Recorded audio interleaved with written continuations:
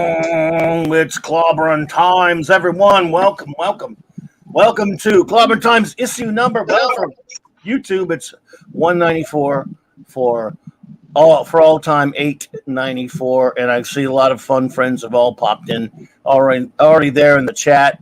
Everyone, great to see you all. I'm going to do a few quick show notes, and I'm going to get to our fantastic guest because I'm very pleased, very proud to have this great man back with me. It's been a while since we've been able to spend some time together hanging out, and I'm looking forward to talking to him again tonight. And I'm great. I'm just so happy you're all here with us tonight. Here, let me see. Quick show note. Thursday. Listen to me already messing it up. Wednesday night. Usually, sometimes it's an open show. I'm going to do it at a special earlier hour. The great J-Man is going to join me.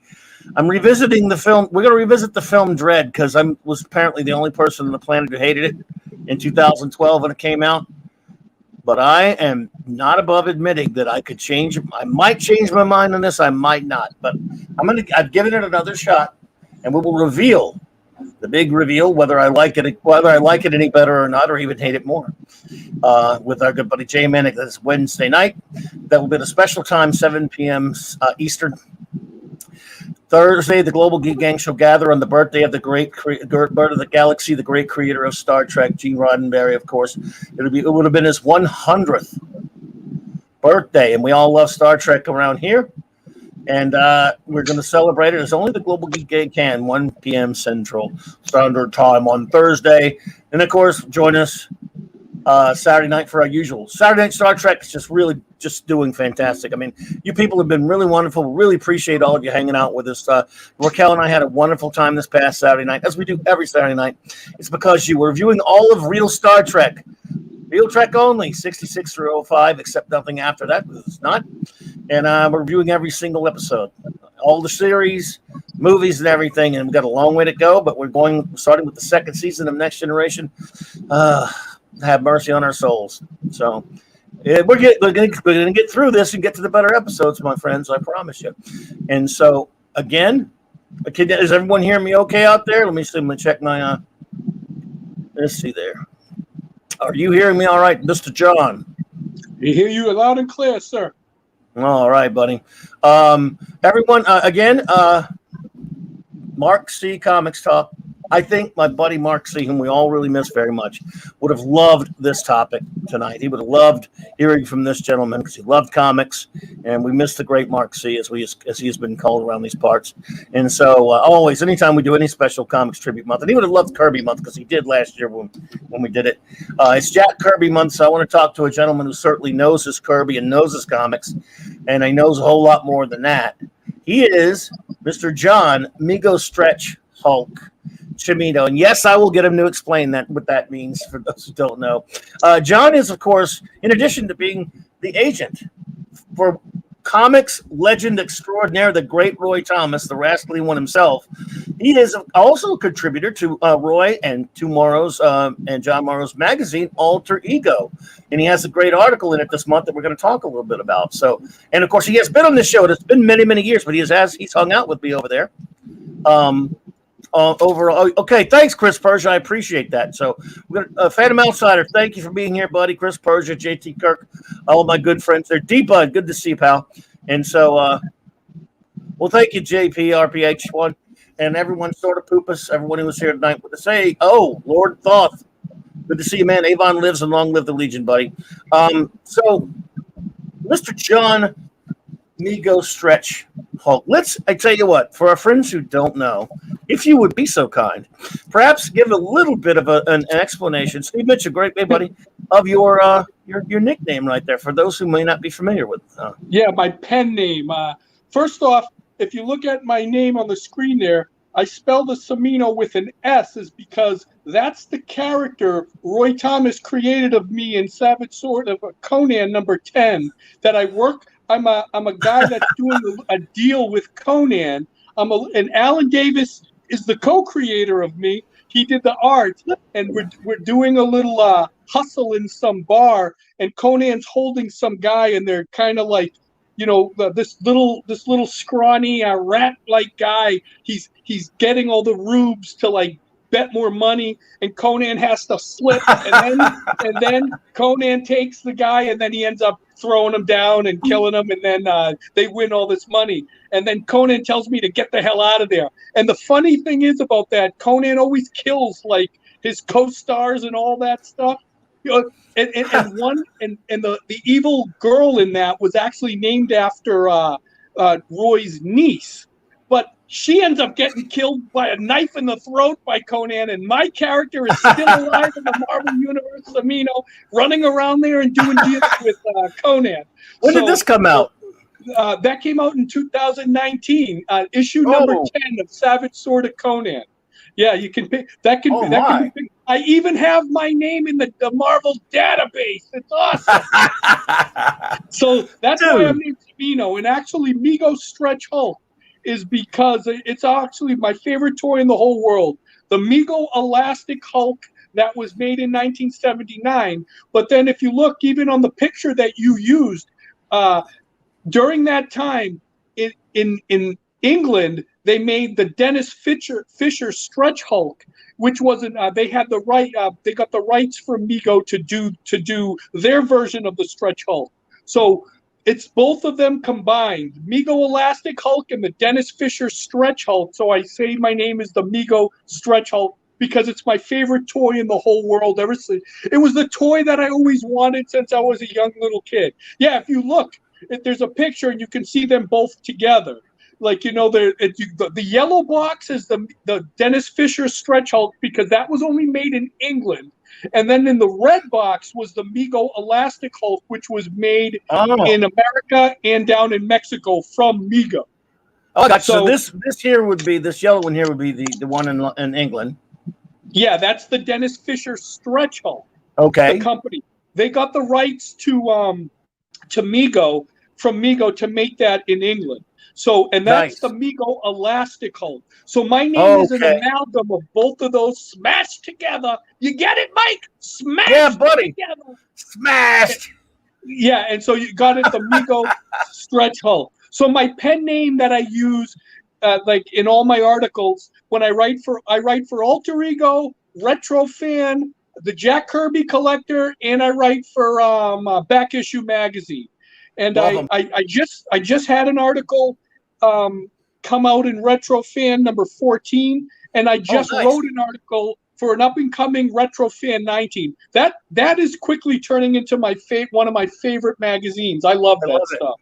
I love that mag, dude. I love I have every issue of Jack Kirby Collector and Back Issue and a whole ton of them of Alter Ego and Retro Fan. I love them. Now, really quick with that Jack Kirby issue, that Roy asked me to, he wanted me to contribute to that, and that was such an honor. I was like, oh, and that's the first time that they ever did an all Jack Kirby issue because, obviously TwoMorrows does the Jack Kirby Collector, and Roy never wanted to infringe on that. But the great thing is that cover was never published before, and I'm the guy who found it. I found it at the auction. It was like a Hakes auction, and they had that a piece of original art that was never used, and I showed that to Roy, and I said, Roy, that was a Jack Kirby picture, never used, inked by Joe Sinnott, and I actually found that for him that he used on the cover of that issue. You talk about a freaking honor to find that, like something that was never. Yeah, so that's why that cover, if you look at that cover, Jack Kirby and the Thing laughing with, I found that. So that was a great 1-2 punch. So that issue has so much to do with Kirby, but it has so much to do with me. So it was such an honor to find that. I'm going to show that cover right now because I love it. I just love this magazine so much. And as you know, Roy's favorite character is the Thing. He's like you. He's crazy about the Thing. Loves the Thing. And so that was extra special to him to find that. And how good is that cover, man? Never used. Dude. That's the first time that cover was ever used. And oh my goodness. God. So, such an honor, man. I was so thrilled when this issue came out because, I love it. But yes, Thing is my favorite. Imagine that, huh? But how good that picture, though. Dude. Jack it's Kirby and beautiful. Thing laughing, having a good. That right there screams comic books to me.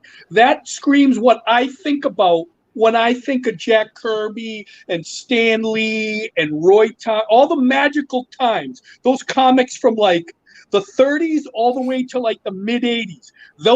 That's what I think about when I used to open up those racks and Jack Kirby laughing with the Thing and the the little antics. It reminds me of almost like those Hanna-Barbera cartoons, in the background, and like they're trying to they're trying to light Kirby's a stick of dynamite and putting the fuel. Like, I love it. That and then being inked by Joe Sinnott.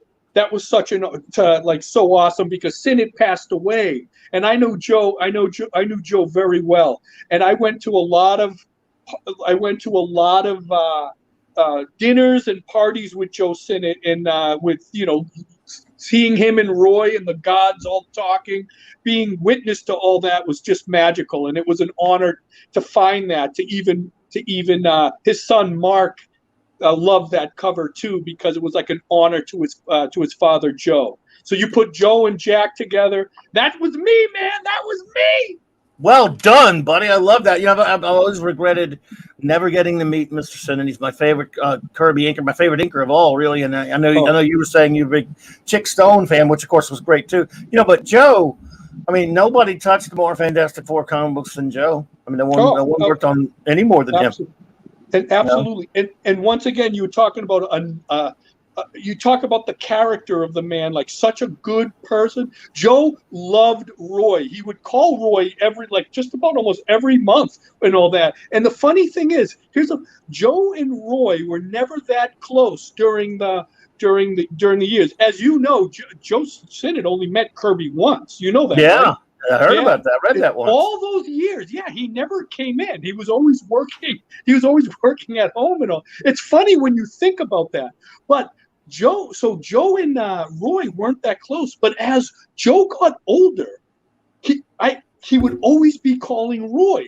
He would talk to him all the time. And I said to Roy, I didn't know you were that close to to Joe. And he goes, I didn't know either. They just got so close. Yeah, he goes, they just became so close. And it's one of those things, as you know, when people start getting older, they always try to go back to their youth, or they remember things when they were younger. So they always keep in touch with that. And then so Joe would always call up Roy, and they would talk and all that stuff. And it was great though. And it was so sad because we couldn't go to his last birthday party because me, Roy, and Dan Thomas got invited to it, but we had a show that day. We had a show that weekend, and Barry Windsor Smith showed up to that. And he was there, and Joe Jusko was there, and Mark, his son, sent me pictures of the party, and we wish we got to go there because it would have been interesting for Roy to reunite with Barry Windsor Smith too, because we haven't heard from him. Barry is another guy that he's on the outskirts. He does his own thing. He's not really a comic guy, but he's still appreciated. He's still the legends. And it would have been nice to see them all again. I love Barry Windsor Smith. What does he do? I mean, like so many of the greats, the ones that are still with us now, I always wonder what they're doing. I mean, obviously, very few of them touch comic books anymore. We know very few any of the greats do anymore. So I wonder what he's doing. Didn't Barry just do that monster, like that novel thing, that novel art novel? I think there's something out there, but it's nothing. I mean, like I say, I know, for example, Simonson's got that Ragnarok thing, and you got a few people of the old greats doing some things, but you don't hear him that much that often. I know he's still obviously around, but I don't know what Barry Windsor Smith is doing, which is just a damn shame, really, because I love him. Yeah. But once again, it's a lot different because with Roy writes a lot of those folio books. We just did he just did the Captain America one where he writes and he picks 10 issues and then they reprint the issues and then they do a facsimile issue. We're writing. I help him with that. And so it's great to get my name in this. We did the Captain America. We finished Spider-Man. the Hulk one we did, and now we're doing the Thor one right now. So they're these beautiful. Hey, I can get one. Hold on, I'll get it really quick. Oh, I would love to see that. Absolutely. Man, I love that chair covering you got there. That Hulk. He's a Hulk. For everyone, this is like the Ultimate Thing fan and the Ultimate Hulk fan hanging out. Yeah, look right here. This is the Big Hulk battle. Oh, like, let me. I'll do a solo shot on that so you can show that up. Oh, I've seen an ad for this on Facebook or something. Yeah. But it ain't this cheap. Is the Cap one, and then nice. I helped with that one, and I helped. This is the one that came out before it. This was the huge one. This was the Bronze Age book Roy wrote, and I helped him. I help him do this. Look at these things. These books are so big. Oh my! And they come with the facsimile where they have an actual comic. Like this one is they did giant size X-Men. The Captain America one is Captain America #1. We got the Spider-Man one coming out. And so Roy's been doing all these books, and he just finished up the Marvel Stamp book, which will be coming out, and then the Blacklight poster book he's finishing up on, and he's doing the freaking the Marvel. There's one that's coming out is a Marvel Fun and Games one. Oh, you're kidding me! Yeah, I love Marvel Fun and Games. Yeah, he's writing all that stuff, and a few more surprises I can't talk about, but. Like I said, we got Spider-Man coming, we got the Hulk coming, and we're finishing up Thor, and hopefully I think we're going to try to get the Wolverine on there too. And then Roy also did. I didn't help him with those though. The Silver Age and then the Golden Age. I started in the broad, but what an honor to get my name in those books. Like these are the things me and you live for. You know what I mean? Oh my God, dude, that is fit, dude. That's amazing. I love it, dude. That's fantastic, brother. Oh, and IDW just did. You know how they do those huge artist editions? Yeah, I have a few. The summer one is coming up, and Roy had to sign a bunch of the plates for them. So Roy's signature is going to be coming in a lot of those. And that's going to be great to get a nice big John Buscetta. Nice. Yeah. Artist editions are, I mean, they're pricey. I only have one of the Kirby FF ones, the Kirby Thor one, and his Kirby Prisoner one, which is similar to an artist edition. But other than that, I obviously can't. There's so many of them, but there are many that I would love to get. And man, a December one, good God. Yeah, I love these type of books that are coming out, man. They're so friggin' like I said, like the Marvel Stamp book that's coming out that Roy's doing, and see, Roy is that last tie to those years, so it's so good to get Roy to write those books, and he loves taking that. Listen, I've been pushing Roy Thomas to write his frickin' biography for so long. He's finally starting that, but he loves to take these odd and end jobs because he still loves to write about the comic book.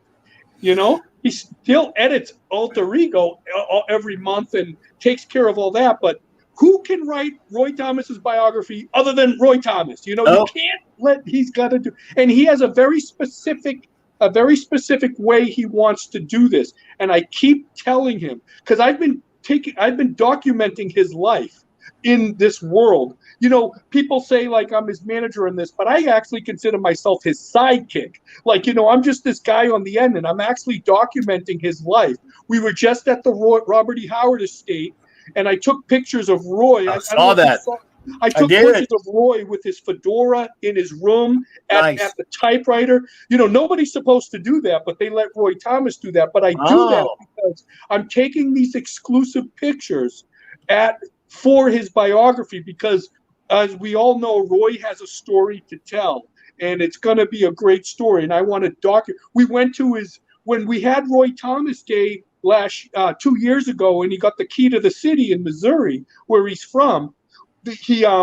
We went to the house where he was born. We went to his old house, and then we went to his old house. So I got pictures of all this. So I've been documenting his life, and then with fans and all that stuff. So like I said, I've been doing this for the last 5-6 years of getting him with celebrities and all this stuff to finally make this biography. So that's coming, and my God, like who has a story to tell? You know, there's a few guys like Jack Kirby, Stan Lee, Steve Ditko, and Roy Thomas. Those guys have such a great story to tell because there's so much. I hate to say it, but I don't know about Ditko, but Stan. But Nah, I'm just saying that I hear you. such a fun story to tell, and I want Roy to say his story. And like I said, nobody should tell that story other than Roy. Nobody other than Roy, absolutely. I consider him to be, and always has, because you and I talked a little bit about this before we started tonight. Not only the ultimate fan, but the ultimate fan professional. Because, like you said, he started out as a fan, got into the business. A lot of people who start off fans got into the business. That's not he may not be the only one. He's the only one that still you think of, because he started as he started with the fanzines and stuff before he got into the business. So he's like he was a professional fan, then became a professional who remained a fan, as you were telling me, because you actually know him. I'm like, he's the best. He's the ultimate comic book fan, the number one comic book fan who ever lived, in my opinion. Well, look, where Jack Kirby basically defined the art of comic books, Roy defined the art of fanboyism. Yeah. Him, Jerry Bales, and Billy Joe White started comic fandom, period. There was nothing. It was a hollow abyss, and it was those guys that got together and made this fan. What we look at today with the conventions and all this stuff, all the pen pals, everybody talking about those are the groups. Roy Thomas started that. He was the pioneer, him, Jerry Bales, and Billy Joe White, to do that. And he actually got in the business and brought that into the business. He was the first person ever to do that. So, like I said, where Jack Kirby pioneered the comic art, Roy pioneered the fandom. So what I'm saying is it's such an interesting story to tell, because not only was he a comic fan, he pioneered it. Like, what a story, man. Oh my God. Yep. And he pioneered it, and then still worked with the greats. Oh, yeah. And plus, not only worked with the greats, though, also was one of the greats, because he wrote a lot of the great comics and helped create, as you've so often pointed out, helped create some of the great characters, too. So that's also... Well, he's the one that championed all those Golden Age characters and brought them back. Yes. He's the guy that started the retroactive continuity at DC. The reason why DC has all that continuity, the retroactive Roy started that, because when Roy got there in the 80s, he started pulling out all those older guys and he started using them and putting them in the lore. Because, as you know, DC it was kind of forgotten, their Golden Age stuff at that time. That stuff was kind of like in the background. It was really never used. It was Roy that came out there and he started bringing all those guys from the forefront. It was retroactive continuity used in DC was started by Roy Thomas. He's the one who did it. And that is documented. So, I'm just saying, because he was a fan of those things. He grew up in the 40s for that. So he loved to do that. And don't forget, Roy was one of the big advocates for bringing Jack Kirby back to Marvel in the 70s. He told me this when he was talking to Stan, when Stan went to Roy when Jack wanted to come back, and Stan asked Roy, and Roy goes, "Yes, you bring Jack back." He goes, "Because it's Jack Kirby." And but see, even though they had a little soured relationship, Roy never took anything serious from Roy. Always knew he was collateral damage between the arguments between him and Stan, but Roy always loved and respected Jack no matter what. And that's why he always wanted to use him, because he deserved that respect. But he loved him too, because it was one of his childhood heroes, it takes a fanboy to get through all that red tape that was the political shit that was all in that industry. Because I'll tell you, that industry was so political and, it was so cutthroat. But Roy still always had that fanboy flair that he let these legends, he didn't want that to hinder their work, because he always, once again, bringing them back and doing all that stuff was because he loved them. He knew what they meant to comics. And he does that today with Alter Ego, because, as we were saying, yes, he is the foremost historian on comic books, but he's always kept these ghosts of the people of past alive. He's never, ever, he always championed not only the Golden Age heroes, but the Golden Age creators. Nobody Yes. has loved this industry like Roy Thomas, because once again, he's like one of us coming into it at a time that nobody cared. Nobody did. You see, people don't understand that. We're jumping on board with this stuff, but there was already legions of Marvel and DC fans, and we just were kind of part of the bunch. Sure. But Roy was the guy that started the train. That's unbelievable, man. And he's still, to this day, he's never changed. Never. And as I told you really quickly, we'll argue about who's better, this or that, or this, like little kids. He's still that way, and he's never changed. And he never will. He's amazing. You know, and I was really impressed. Again, this new issue, I love this new issue of Alter Ego 170, I believe it is. He wrote a fascinating article. And everyone, I urge you, if you're interested in any of this stuff, if you love comics history, I don't know what you're doing with your life if you're not reading Alter Ego and back issue. And in this, I love TwoMorrows, dude. I mean, John Morrow's such a cool dude. Anyway, I've been buying from him. I've been buying Jack Kirby Collector from him since the mid '90s when I was ordering the little, the black and white copy things he was making of the original issues. I mean, there were little black and white pamphlets of Jack Kirby Collector, and but in the new issue of Alter Ego and Roy's Mag, he has a really nice article about Jack.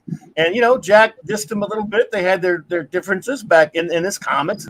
And the article is about that. And yet he's definitely magnanimous about it. And I really was touched by that article that Roy wrote. Roy didn't have to do that. And, because Jack's fame or not, he did it because he respects what Jack did, but he also still a fan. I think it goes back to what you're talking about. He's still a fan, and of course, he let bygones be bygones, for what happened. And I really like that article was something special.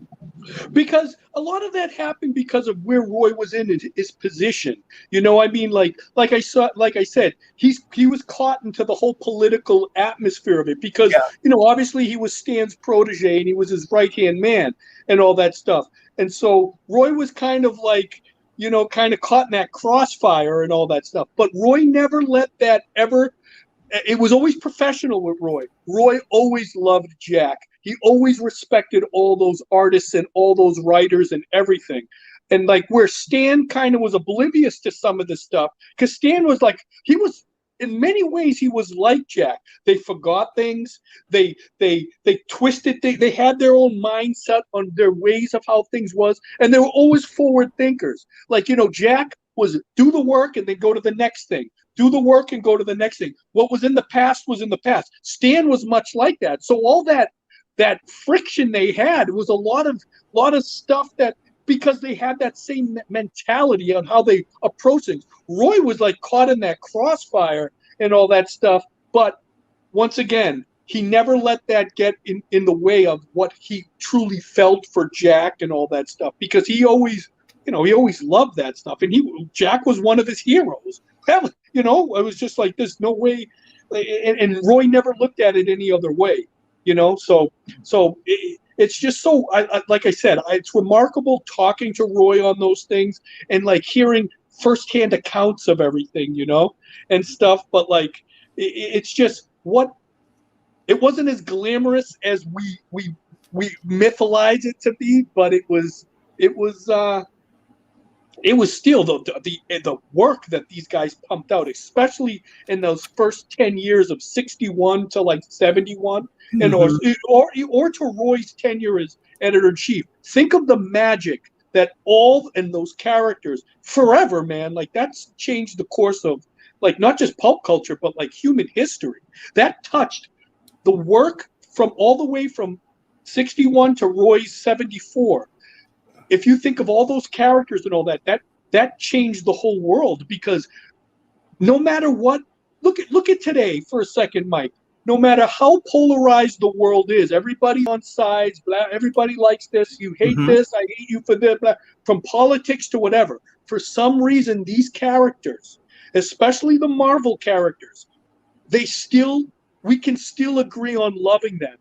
No matter what you believe in, people love Captain America. People love the Fantastic Four. You can be a Democrat, you could be a Republican, you could be black, you could be white. I'm a Hispanic, you could be a Jamaican, whatever. but we can still agree on we love Iron Man. You know, yeah, we like that. You know, and it's funny how strong those heroes are, and it saddens me that today that they use these heroes for a political agenda, Right. and they don't just Yes. use them for what they are. Because if you just keep Captain America or these characters for what they were originally intended to be, they could bring peace throughout the whole world, because that's the one thing everybody can agree on. We still love these guys. These characters are that strong. Yeah, and that's why we love Jack. That's why we love Stan, and that's why we love Roy, Steve Ditko, and all those guys. Magic. Yes, Roy definitely. My Mount Rushmore of the comics greats. Roy's there. I mean, there's absolutely no question about it. It just means so much to comics fandom and the professionals. I mean, if you talk to anybody, if you've read comics, especially if you were born anywhere close to around the time you and I, and I'm probably a little bit older than you, but not by much. Our generation, you owe something to Roy Thomas, because I mean, this chances are he created one of the characters you love. If you're a Conan fan, you get no Conan of any kind without Roy Thomas. It just doesn't happen. Well, Mike, I wanted to say the thing that people don't realize about Roy. See, Roy's kind of still in the background. A lot of people know his characters, or a lot of people know Roy, but sometimes they don't know they're one and the same. Yeah. Nobody living or dead right now has, like, all the characters in all the movies and all the medias. You got Marv Wolfman, who has so many on the DC side. You have Stan Lee and Jack Kirby, who have a ton on the Marvel side. Roy Thomas is the guy. Nobody has more characters on both sides of the fence than Roy Thomas. Absolutely. Look at Stargirl. All those stories, all those characters, him, Jeff Johns are taking Jeff Johns' favorite comics were Roy Thomas's All-Star Squadron. If you look at those Stargirls, I'm watching those with Roy. Roy's like, that's mine. That's mine. He took that from mine. Then you look at the Black Adam coming. You're going to have Alex Roski and Atom Smasher. Roy character. That's going to be look at the Captain Marvel, the Shazam movie. That was Roy's version of Shazam. Nobody, and he didn't even get a special thanks in that movie. Of course not. And neither did Otto Binder, who created Mr. Mind. Yes. But God, I mean, I was just so disgusted with that, because if people just doesn't know, let me just throw this really quick. When Captain Marvel Shazam was in the Golden Age, when Billy Batson turned to Captain Marvel, they were two different people. Yes, it was Roy in Secret Origins, number 8, I think it was, in 1986, when Roy was working for DC. He made them one the same. So when he became Captain Marvel, he had the Billy Batson mind, so he had the kid aspect to him. That was Roy who did that. And as much as I love Roy, I kind of liked it the other way. But I prefer it the other way, but I hear you. But I love Roy for that anyway. Yeah. But what I'm saying is that's Roy's version. You're right. Then you look at the Marvel side. All the movies that be doing. And let's not forget, Red Sonja's coming. Morbius is coming. Yeah, Conan. They're still trying to do Conan. I mean, let's be honest. Who would have known Robert E. Howard if it wasn't for Roy Thomas? Roy resurrected Conan. He resurrected Conan. That's what he did. No, I mean, and he made it more accessible for such a wider audience. And that shit wasn't supposed to work. And this is another reason what people don't realize about Roy. Look at all the people Roy hired and all the things he did behind the scenes. Let's not just look at all his co-creations from Wolverine, Carol Danvers, Iron Fist, yada, yada, yada, yada, and all down the line. But look at this. Who did he hire? He was the guy that put in the word for Denny O'Neil. It was Roy who told Stan to get that. Then look, Steve Gerber, Jim Starlin, Len Wein, Marv Wolfman. Who hired those guys? That was Roy. That was Roy. It goes from Steve Englehart. That was Roy. I mean, it just goes on and on. And look at this. Who saved Marvel so many times? Stan Lee didn't want Star Wars. It was Charles Lippincott and Roy Thomas who started advocating for Star Wars. And when Lucas was peddling that around, even ask Jim Shooter, because he'll tell you the same thing. And he wrote a big article on it. If Star Wars didn't work, Marvel was dead. Whose idea was to get to get Star Wars? Roy Thomas and Charles Lippincott. It was Roy. Roy saw Star Wars on George Lucas's couch before it even hit the theater on his television set. because Lucas was so goddamn friggin' happy that Roy made that shit work and happen. And look at that. See, people don't realize that. And when people will say, oh, should he be on the Mount Rushmore? Well, let me just say something. Yes. There wouldn't even be a Marvel Comics if it wasn't for frickin' Roy Thomas. And hey, Jim Starlin got fired off of Iron Man from Stan Lee because Stan Lee didn't like Starlin because he thought he disrespected Iron Man. Who hired Jim Starlin behind Stan Lee's back and gave him a frickin' job and then helped him on his way? It was Roy. I mean, Roy helped him develop Thanos. People don't realize that. Roy has his paws everywhere, and people don't know that. Not just on the comics, but even behind the scenes. If you don't think Roy Thomas should be on the Mount Rushmore of Marvel with Stan Lee, Jack Kirby, and Steve Ditko, you don't know comic history. And I will argue with you till the day you die. Sure, there's other greats. John Buscema, all these other greats. I mean, it goes on and on. John Romita. But nobody was part of helping the industry work, because once again, Marvel wouldn't exist if it wasn't for Roy. Stan Lee never saw that, but Stan Lee knew what he had when he had Roy Thomas. Amen. Well said, buddy, because and we got a lot of people here who Roy fans are just very happy to hear you say that stuff. Yes, we got, yeah, you guys, D-Bud, Steven Thompson, Phantom Outsider. Yes, Roy deserves so many accolades. In fact, you know, I do a thing every few months now that I started a while back, John. It's my own personal Clobberin Times Comic Book Creator Hall of Fame. I've done 2 so far. There's a really stringent voting process.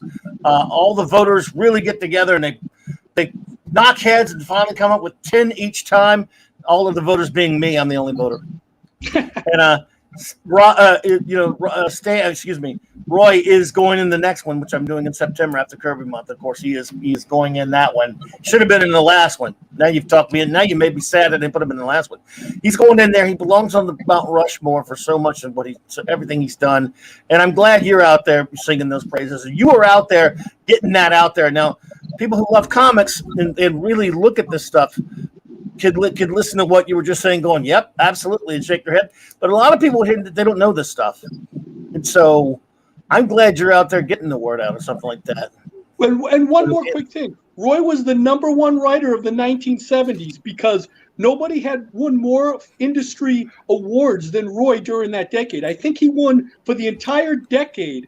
He won Best Writer in 1969 too by Fan Awards. Only 4 years. 4 years out of the 1970s, he didn't win an award or some sort of either getting a best comic story or best writer of the year. 4 years out of the 1970s decade, Roy won it every single year. Only 4 years out of the 1970s, he didn't win it, and he was the first guy to bring in that fanboy enthusiasm into the writing and also that literature aspect. He made the writing, because he was a literary major. He brought, like, you know, the Edgar Rice Burroughs and obviously the Robert E. Howard. He brought that depth to comics. He was the guy that did that. So that's why when you get that today, when you get, like, you know, a lot of people, you know, read the old literature texts and all that stuff and they incorporate in that the writing. That was unheard of before Roy came in. And he did that all for the love of. See, these are the things I love to preach on Roy that people don't realize. And the reason why people don't know this much is because he is such a humble guy, and he doesn't like to take the credit. He loves to give other people credit, and like I said, he likes to champion the other creators. I used to tell him, I'm the guy that's going to do that for you, and that's what I'm doing for today. Thank you, Mike. I am glad you're doing that, man. I love that you're doing that. Of course, you're getting Roy out there. For those who don't know, John has he's gotten over the past couple of years Roy to a lot of cons and getting him out there and stuff like that, and getting that word out there, because, like you say, he's more of a Jack than a Stan in the sense he's kind of quiet and he will never really talk about himself as much, I guess. Yeah, he's like that. Fans know it. I mean, look, the only time I got a chance to meet him was in 2000 when he came to a Big Easy Con in New Orleans, and I didn't get a chance to talk to him that much because like 10 of my friends were standing in front of me, talking to him, and they're man, I'm gonna get talk to Roy Thomas. This is fantastic and stuff. And I just stood there and listened to really, and it's just amazing because he'll sit there and talk to the fans any chance he gets, obviously. And Mike, don't you remember? Because you go to Dragon Con every year, and that one year we went, I remember I contacted you and I said, "You did. We're going to Dragon Con. You're coming," and you didn't go that year. That was the year before. That was the last time I've been. I went like 20-something years straight, and I've kind of got tired, not stopped going. Damn it! I'm sorry. I wish I could have been there, man. I'd have walked up to the table and bugged you, man. That's for sure. I would have been there. Listen, Mike, you'd have come out and hang with us. You would have came out to dinner with us. That's what we're going to do. Oh, dude, I would love that, dude, man. I'll tell you what. I hope you guys get at least a little farther south again one of these days because you're doing a lot of cons soon, right? Yeah, now that cons are opening up again and all that stuff, we started. We got actually this weekend. We're going to be at Planet Comic Con in Kansas City. We're going to be there on Friday and Saturday, and then we're going to. We have our big CGC signing at the beginning of September. We're going to go down to the headquarters there in Florida. Oh, wow. Hey, let me just tell you this about our CGC signing because I want people to understand what Roy Thomas is.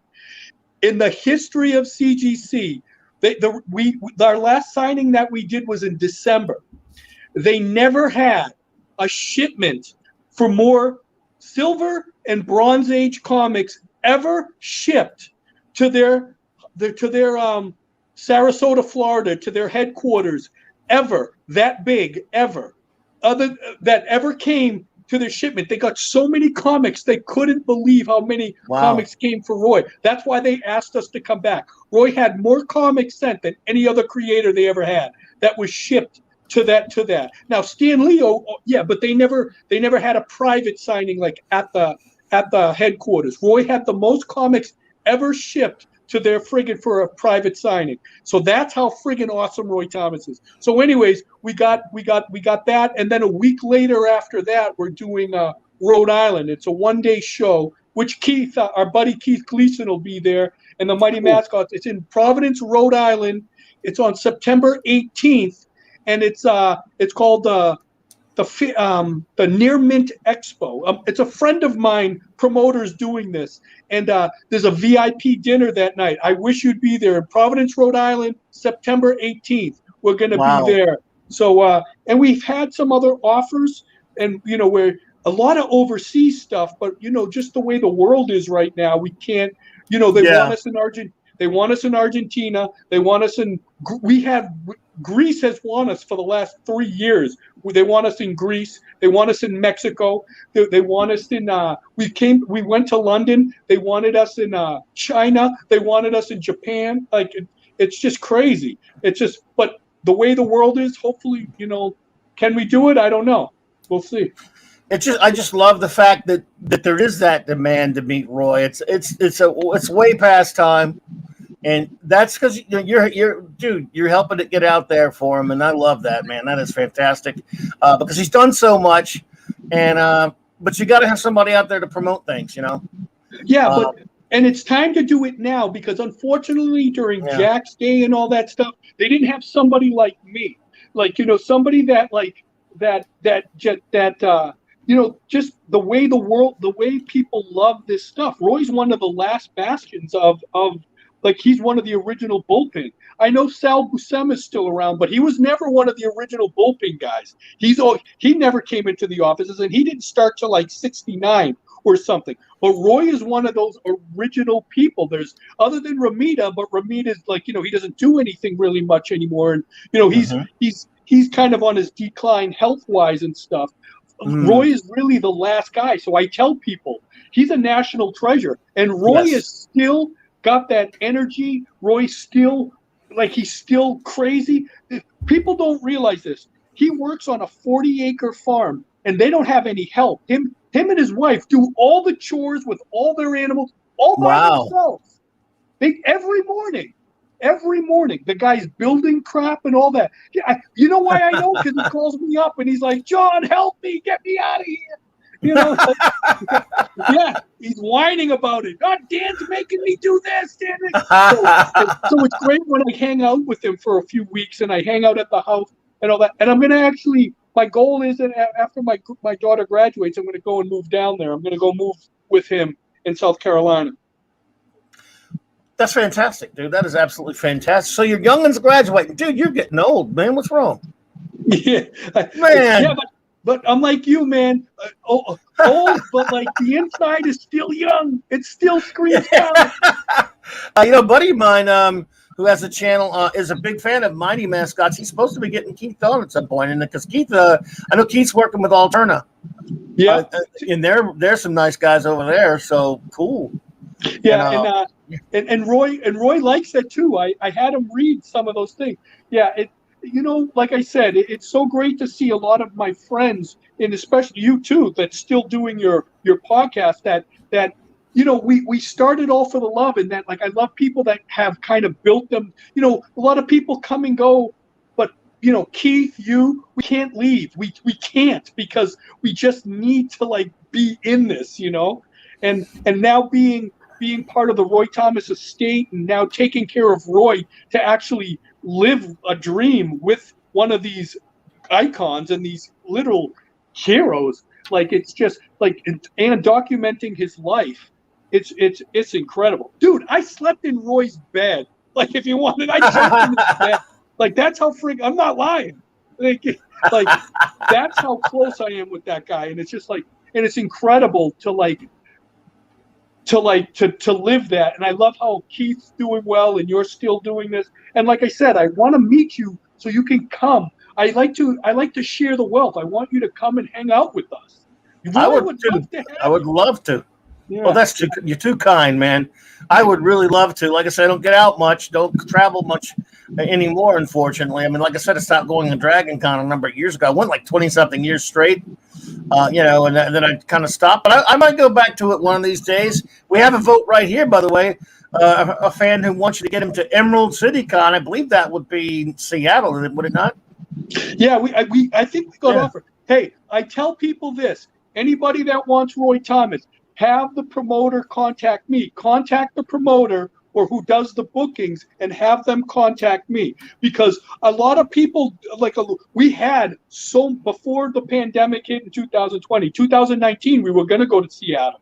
We had Seattle, we had Portland, we had so many shows. We had San Diego, and we also had LA, but then all this stuff happened, and then everything kind of went sour. So, how I don't know, and it's kind of weird, because are they still going to have the show? Is stuff going to shut down? But I say open shit up and let's go.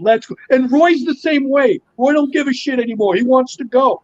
Why not? Let this guy go. He's full of Kirby Crackle and the power. We just got our first con back a couple months ago. It was a real small one. Michael Golden was there, though. It was pretty cool. Ton of a small one. So down here in Louisiana, every place is different, but we're getting some of those back. My good buddy Flash, Gary Fisher, says, I would blather like an idiot to Roy Thomas about Man-Thing if I had a chance to meet him. Love Man-Thing. And see, I think that's everybody, man. Dude, you know what, John? That's everybody. There's the thing. I wouldn't. A lot of people have specific things they love he did, but probably not 1, 2, 3, or 4. And some of us will be like, man, I don't know which one I would want to talk to about first, man. I wouldn't know which one to choose. Roy would love each. Once again, Roy is one of us. I tell all your listeners out there who's watching this that how me and Mike are talking and blabbling on about these characters and all that. Roy is the same way. That's how Roy is. I told Mike this before we went on the air. One time Stan called Roy, right? This was when Stan was alive. He was sick at the time, but it's when Black Panther came out. And he called Roy because he would always call Roy when he wanted to know something like about an issue and all that stuff, because Roy was always his go-to guy. And if Stan Lee says that's who you go to, that's who you go to. Yeah. But anyways, I'm listening to them, and I could hear Stan talking to Roy, and I'm like, holy shit, they talk just like us. It's like, oh my God. It was like how they're talking about what happened in the panel. And it was just like, that's what they did. I'm sorry, man. And these guys are like, Roy is 80. Roy is 80 now. So, I mean, so it's just, they never changed. So if you want to know how these guys were behind the scenes, Roy and Stan were like a different breed. They love that. Now, there are some creators out there, me and Mike were talking, I don't want to give names, but there are a lot of creators out there that put on a front. They, you know, they like the appreciate the fans, but they're not really that into it behind the scenes and all that stuff. Roy is you cut him open. Look, it's the same thing. It's, you cut Mike, you cut you open and like the cosmic razor falling out of your blood. It's the same way with Roy. Along with the M&Ms, but yeah. Yeah, when you cut Roy, he bleeds comic books and all that stuff, and all that stuff. He'll talk about it 24/7 because he loves it, and like he is legit like that. In front, when you go to conventions or at the dinner table or even behind the scenes, Nice. Like, that's what he does. I love that. I mean, again, I would hope if you cut me open, other side from the M&Ms and the pizzas and all that stuff, there'd be Kirby Crackle coming out. You know, I want it to be spectacular. I want a Kirby collage behind me when I explode. Boom. Yeah. I mean, again, I would like to. I think, in fact, I saw you posted something. You have, of course, for those, if any of you are on Facebook, there's the Roy Thomas Appreciation Board. I believe that's what. Am I right? Okay. Yeah. I ask anybody, the Roy Thomas Appreciation Board on Facebook. That's Roy's only social media. I run it, of course. If you want to join up there, I'll let you in. And if you want to ask Roy any questions or anything, you'll get him directly on there, and I have him do that. He looks at that. That's the only thing that he does. So anything you want to ask him and you want a direct link to him, it's on the Roy Thomas Appreciation Board.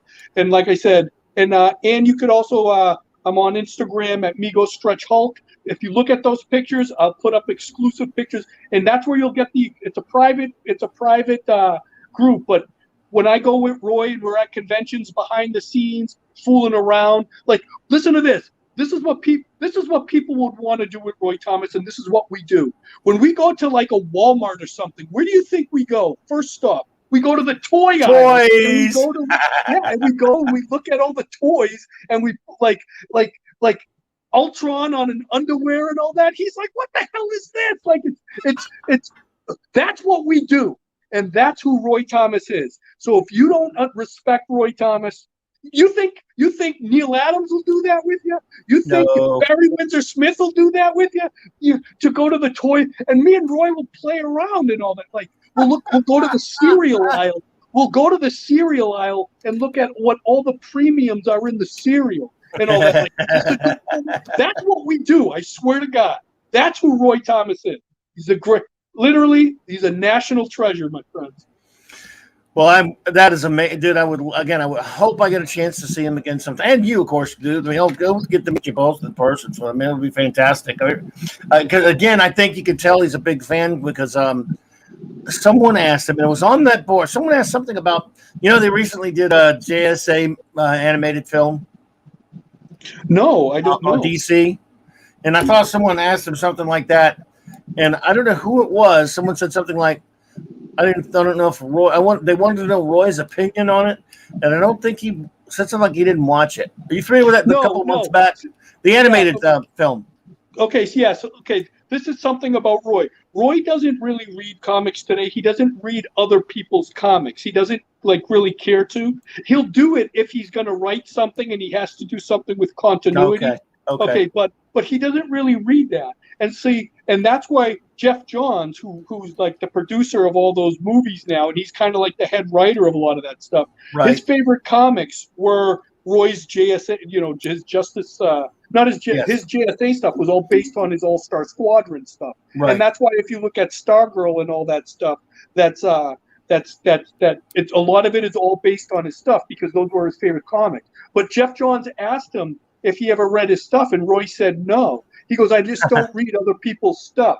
But I got you. That's the one. Yeah, that's what you. Oh, and let's look at What If. That Roy started What If. I hope. Oh God, yes, out this week. Yeah.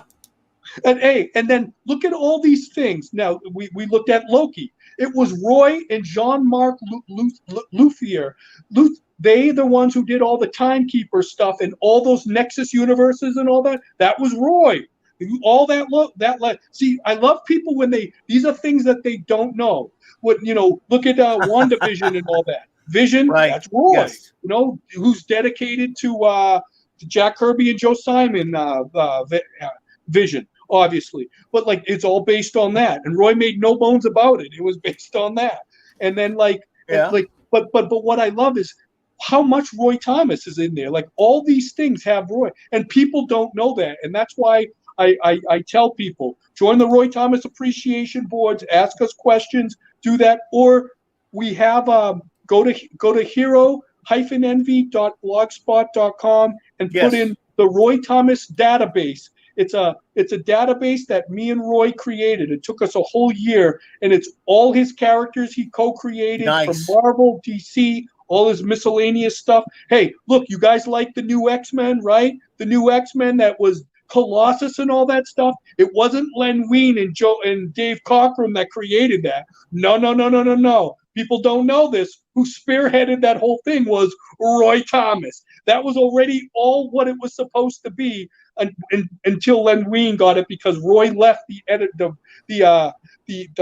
editor-in-chief spot at that time, and Len took over, and then he became the writer. It was supposed to be Mike Frederick, but people don't know that behind the whole thing of those whole new X-Men was Roy Thomas. So your favorite characters probably have a sprinkle of Roy Thomas somewhere in that. So learn, educate yourself. Indeed. Now, is this it's still hero-envy@blogspot.com? Is that the one? Because I'm gonna put the link up in there right now. It's hero hyphen. Got it right envy. there. I think I got the right one right here. Hero-envy.blogspot.com. And if you put it, if you put in Roy Thomas database, that's my blog. You can go to that, but if you look, it's because we did this in 2020. You can go to the 2020 marking on that blog spot and click on that, and you'll see 5 things that'll come up, and it's all Roy Thomas database. And gotcha. There we go. Yeah, so you'll love it. It's just so we made that for legal reasons, and also I wanted people to know his legacy, and it's a great research tool, because as we know on the internet, there's so many mistakes, there's so much crap out there that people don't do. And hey, just so you know, Jack Kirby and Roy Thomas, they created the Petrified Man. Do you know that guy? You know the Petrified Man?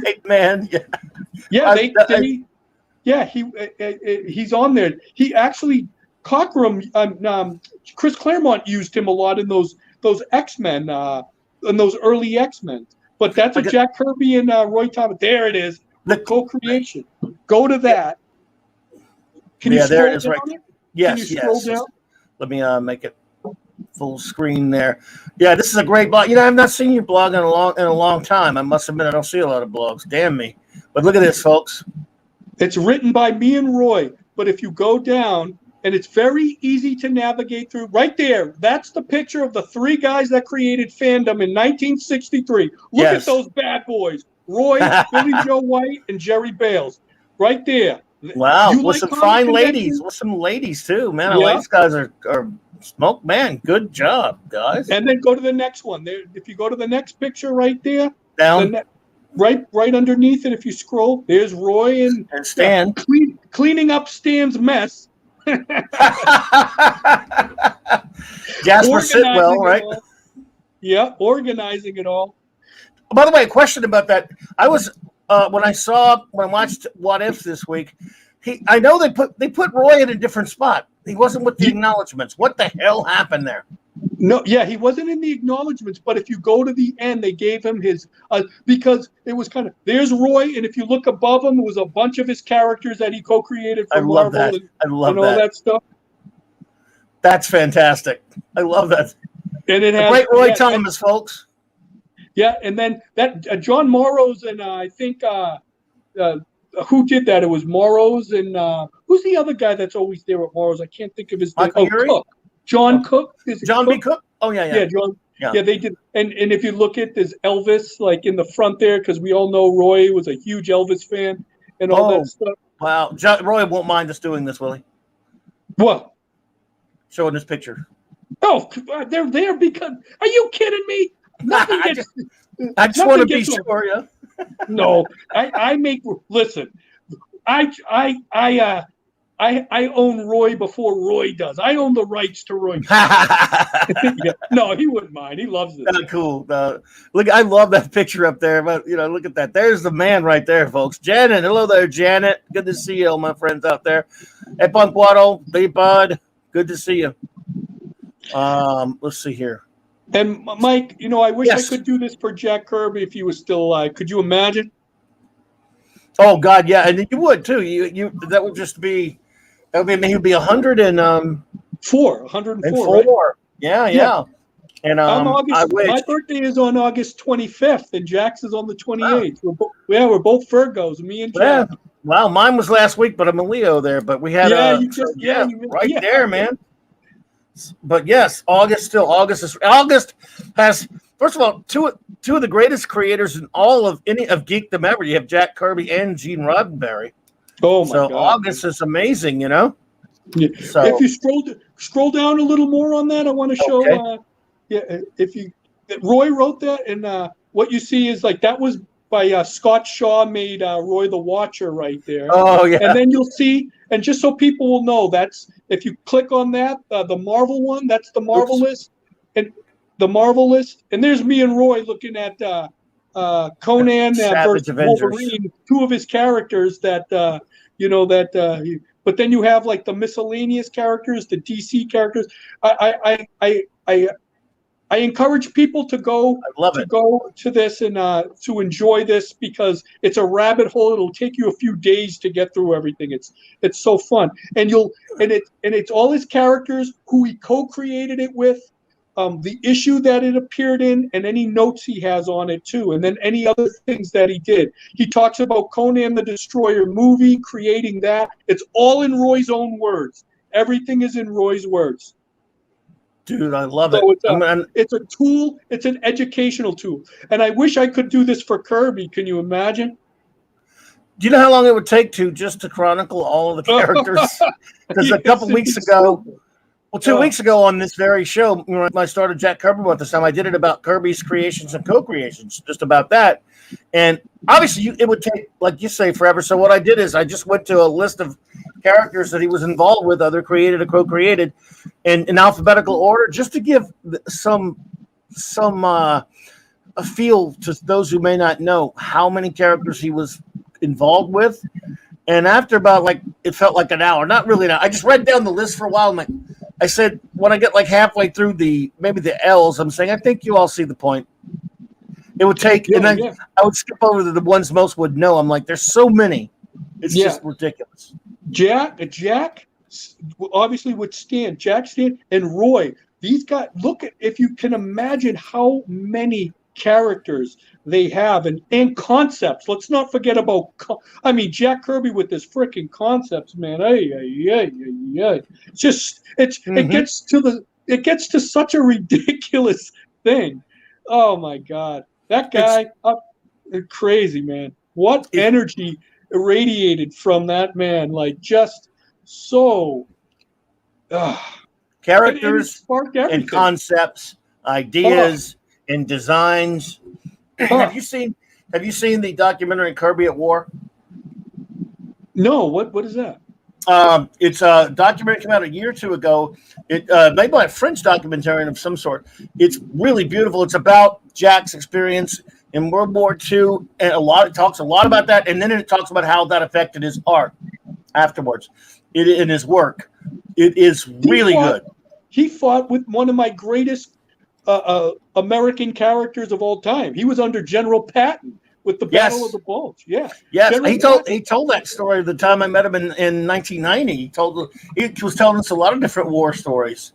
And how crazy he could have lost his hands, right? Didn't he have feet? Didn't he almost lose his hands before? His legs, I think, actually, as well. I think his legs, wasn't it? Could you imagine if Jack Kirby lost his hands in World War II, what we would have been deprived of? Oh my God! Oh my God! Can you think? Yes. Can you imagine? And he had to suffer scary. through that. And his legs too, I think. And again, if you watch this documentary, it's fascinating. It does talk about how it affected its work, and it's just brilliant. I really loved it. It came out a couple of years back. It was on Amazon Prime. Now I don't know if it's on there anymore. I think it might. I'm going to still check that out. Kirby at War. I remember that interview when he was talking. He was talking very candidly. Remember, he was talking, and then his friend got blown up, and he was against the wall. Like he said, he was just talking to him, and then all of a sudden, the guy was like splattered against the wall and all that. Did you ever see that interview with Jack? It's a very candid interview. And it's very serious. Did you? I'm not sure if I've seen that one. I don't know. Oh my God! I'm not really sure. Yeah, it's very like he's talking about some of his experiences at World War II, and it was very. You can, like I said, what the guy had to do to get through and all that, like in a time. Look at in the tenements and all that stuff. Like it's crazy. So, oh my God, he left us with his legacy, though, man. He did. And we bless him for that, Bless he him wasn't just a creator; he was a creative force of nature. I mean, he really was. And but he was such a good soul. See, that's what I love. That's what reminds me what I love about Roy, and why I find like just they don't make those type of guys anymore. Roy like today, everybody wants the money. They for them, these guys like a Jack Kirby. If he wasn't creating, he'd be dead. It was like Charles Schultz. It's like if he wasn't making peanuts, he'd be dead. If Roy wasn't doing that, he would be dead. Like it's not like today you get artists and all that stuff. Maybe they're doing this and maybe they're doing that, but they could do 100 things. Not those guys. These guys are just they're a different level of human being that they don't make those guys anymore. And they were hardened by life, and everything Jack came out of him was all through his experiences and all that stuff. And it just, man, what he could put through it from his brain to his pencil. And the funny thing is, I bet you Jack didn't even know what the next second was going to be. It just came spitting out. He was like that. It was just like boom. You know how they said he would draw from one angle all the way to the other angle, and then he would just kind of meet it all in between? Like, what the hell is that? That's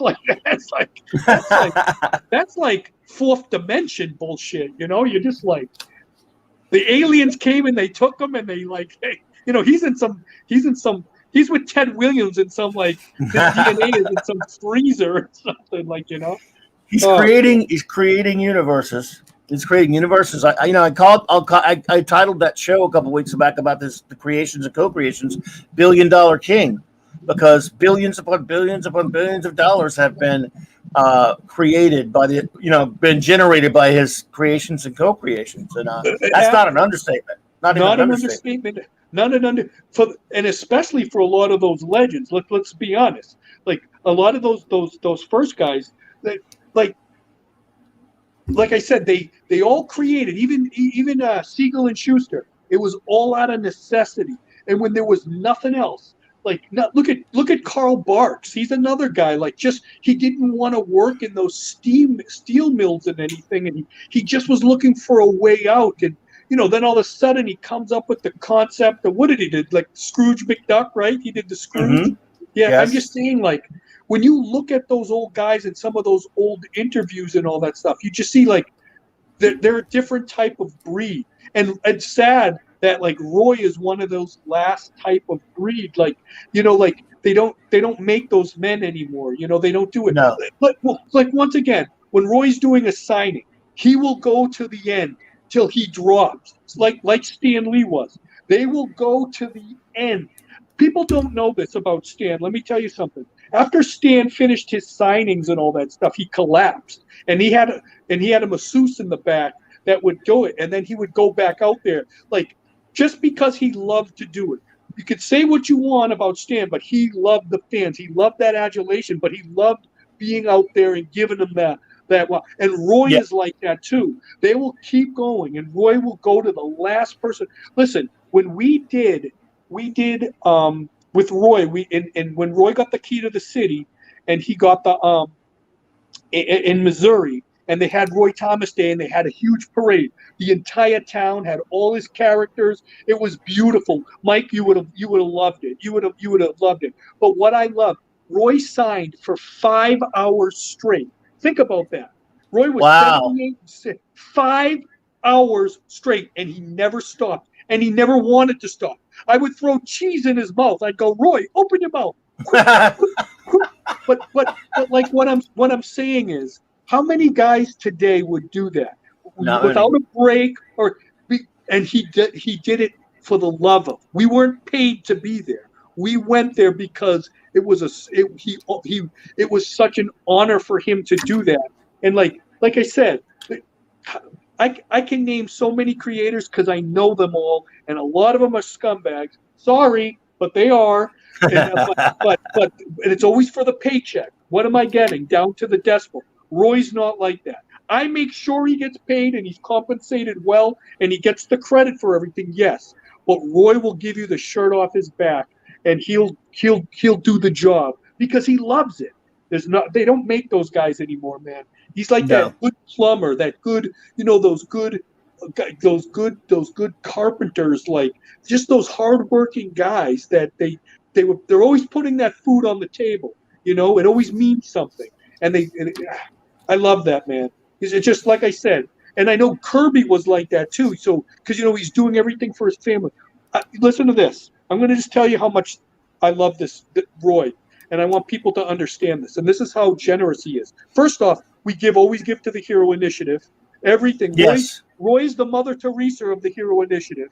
But Roy also gives charities to all the friggin' there's a lot of animal shelters all around South and North Carolina he gives to, and he raises all these animals, and they give those animals a lot to those places. It's amazing how philanthropic he is. And what I love about Roy does a lot of stuff.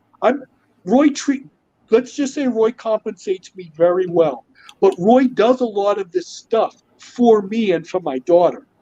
Like I'm talking about huge deals we do, and Roy will say to the people, "I don't really need to be here, but I want John to get his due," and he does that for my daughter because for college and all that. See, that brings a tear to my eye. I get a little like he is a superhero. Like he really lives like that. And Jack was the same way. Yeah. Kirby was the same way about how he was so giving. Because look at Mark Evanier says the same thing, how he was so loving and giving. When people would come to their houses, they'd give food. Dan takes me shopping, and I'm like, she's always buying me food. John, are you hungry? You want this? And I have to yell at her, no, stop doing that. I feel like I don't want them to think that that's why I'm there, but that's how they are. They're just good-natured people.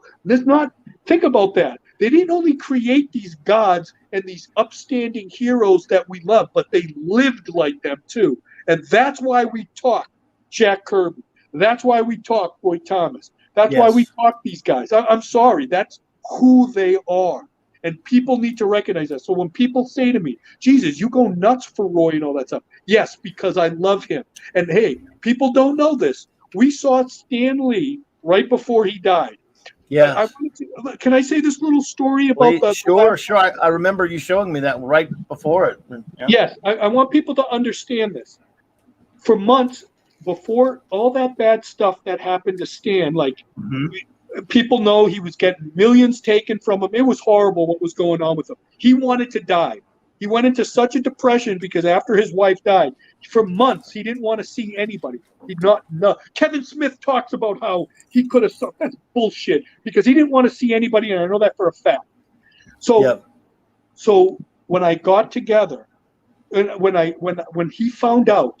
Stan found out that Roy wanted to see him, he said he wanted to see Roy. He said, yes, I want to see him. We flew there 2 days. And 2 days after that, it was on the 18th of November, literally less than 48 hours before he died. With a smile on Stan's face when Roy walked in the door, it was heart-wrenching. It was like I'm looking at these two gods that gave me so much happiness, and I was able to give Stan something back. I facilitated that whole thing. But people don't know this. When I went into the room and I sat, think about this. I sat at the feet of Roy Thomas and Stan Lee. My whole life flashed before my eyes. I swear to God, I don't remember what they were saying, but I said in my head, how the hell did I get here? But Stan Lee held my hand. I'll never forget. He grabbed my hand, and his hand was so cold. He grabbed my hand, and he said, take care of my boy, Roy. And I said to Stan, I go, Stan, I love this man. I go, I will never let anything happen to him, because he didn't want what was going on with him and happened to his life to happen to Roy. I said, I will never let anything happen to him. I go, I love him and I will protect him. And he told me, God bless you, John. God bless you. That's what he said to me. That's what and then we left. And when we were leaving, I said to Roy, he doesn't make it to the end of the year. And literally, after he sees Roy Thomas, he passes on to the Rainbow Bridge. Are you kidding me? You tell me that wasn't meant to be? Doesn't want to see anybody, wants to die, sees Roy, wants to see Roy, sees Roy, passes on, goes to Valhalla. It was unbelievable. Me and Roy talked on the phone for hours after that. I'm like, Roy is very, I'm a spiritual guy. Like, I see I'm like, things happen for a reason. Roy's very surface. Roy's like, I'm like, Roy, this is like unbelievable. Roy's like, you think? I don't know. It just happens. I'm like, no, it was supposed to be that way. But what I'm saying is, that's how much I love Roy Thomas. I got the blessing from Stan Lee to do that, to protect him. And that's why I will never let anything hurt his legacy or him. I protect him from scoundrel promoters, and there's a ton of them out there. Scoundrel deals. I look at all his contracts. I sign I make sure he's well taken care of. Not that he's not, but there's a target on his back, and you can imagine, because guys like Roy, they're always giving. He was like Kirby. Can you imagine, like, what Kirby, like, I'm sure everybody wanted a piece of Kirby, they wanted, and Kirby was like, how he would give his art to people like nothing, because they were just that way. They were just so nice. They didn't know exactly what they had. Thank God for Roz, because she protected him. But I'm like, where Dan is like, that loves him and all that. I protect him on the forefront that way. Like, I will not let anybody hurt Roy. And like I said, now with Stanley's blessing, I'm a little more cuckoo about it. But I will never let anything hurt his legacy. Not anybody. No lawyer. Even those bigwig guys. They will always respect Roy and give him his due. And that's why I appreciate what I do and what he does for me. Sorry, Mike, I didn't mean to go on a tangent there, but I want people to know that this is my love for them, for the industry. Like, how much happiness did they give us, Mike? Did they shape our whole life? Oh my God, yeah. Me, for sure. Like, and we would walk on water for these guys. I would take a bullet for Roy, wouldn't you? I mean, like, that is like I wouldn't even question it. I wouldn't even question it. That's what they gave me. They formed our whole lives. And Roy and Mike, we're just two people. How many billions of people did they do that for? They brought so much to us. And there's a thing, Roy is like, as we've spoken, not trying to be maudlin, but as we've said a couple times, he's one of the few left. He's also not only a connection to the Silver Age, he's almost a connection to the Golden Age, because he was one of the original big fans of the Golden Age, as you said many times tonight. And I do remember now that day you're talking about when you both visited Stan, because I think, did you not post pictures like right at that point? Or was it that same day? I believe it was the same day you posted a picture of you and Roy with Stan. Oh, yeah. The day it happened, and then it was 2 days later. That's what blew me away. As someone on the outside here, I saw you post. I'm pretty sure it was the day you guys went there. Yeah, people should know that is the last photo ever taken of Stan Lee. It's me, Stan, and Roy. Can you believe that? That's what blew me away. That's the last picture ever taken of Stan Lee. Can you find that? Can you find that? You can put that on. Where is it? If you go on Google, just go to Google and just put in John CIMINO comics, and that picture will come up. I'll go seek it out. Hey there, everyone who's popped in there. Dr. Herky Monkey, Nirot, 70s. Good to see you guys out there. Let's see here. Let me go find that. I will go find that. But yes, I remember but how being as someone on the way outside of it, seeing you post that picture, and again, not as you said here, not 2 days later, getting the bad news about him passing, and it was just there was some kind of bizarre about that. So it was like, whoa. I didn't even think about it, but his last picture. Now, what do I enter again, by the way? Just put in John CIMINO, JOHN CIMINO comics, COMICS, and then just go to images, and it'll come up. Really? Okay. Let's see here. Let's see. CC. Got a bunch of images coming up here. Let's see. Oh my goodness! Oh, I see the one with all three of you right there. Oh, there you go. Let me put that up there.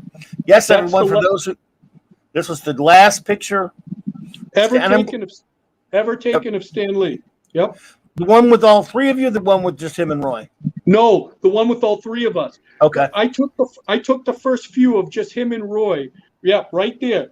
And then the last picture ever taken right there is and the funny thing is, if you look at that little picture underneath Stan Lee, that's me as a CIMINO. oh my goodness. With Conan. You were a comic book character, dude. Jesus.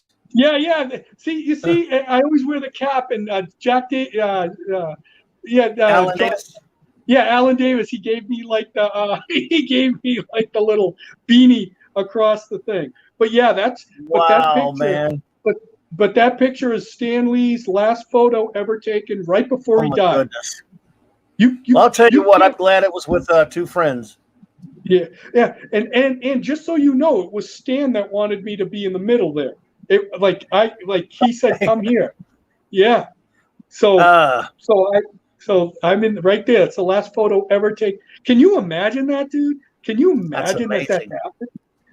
He said, "Roy, put this chucklehead in a comic book."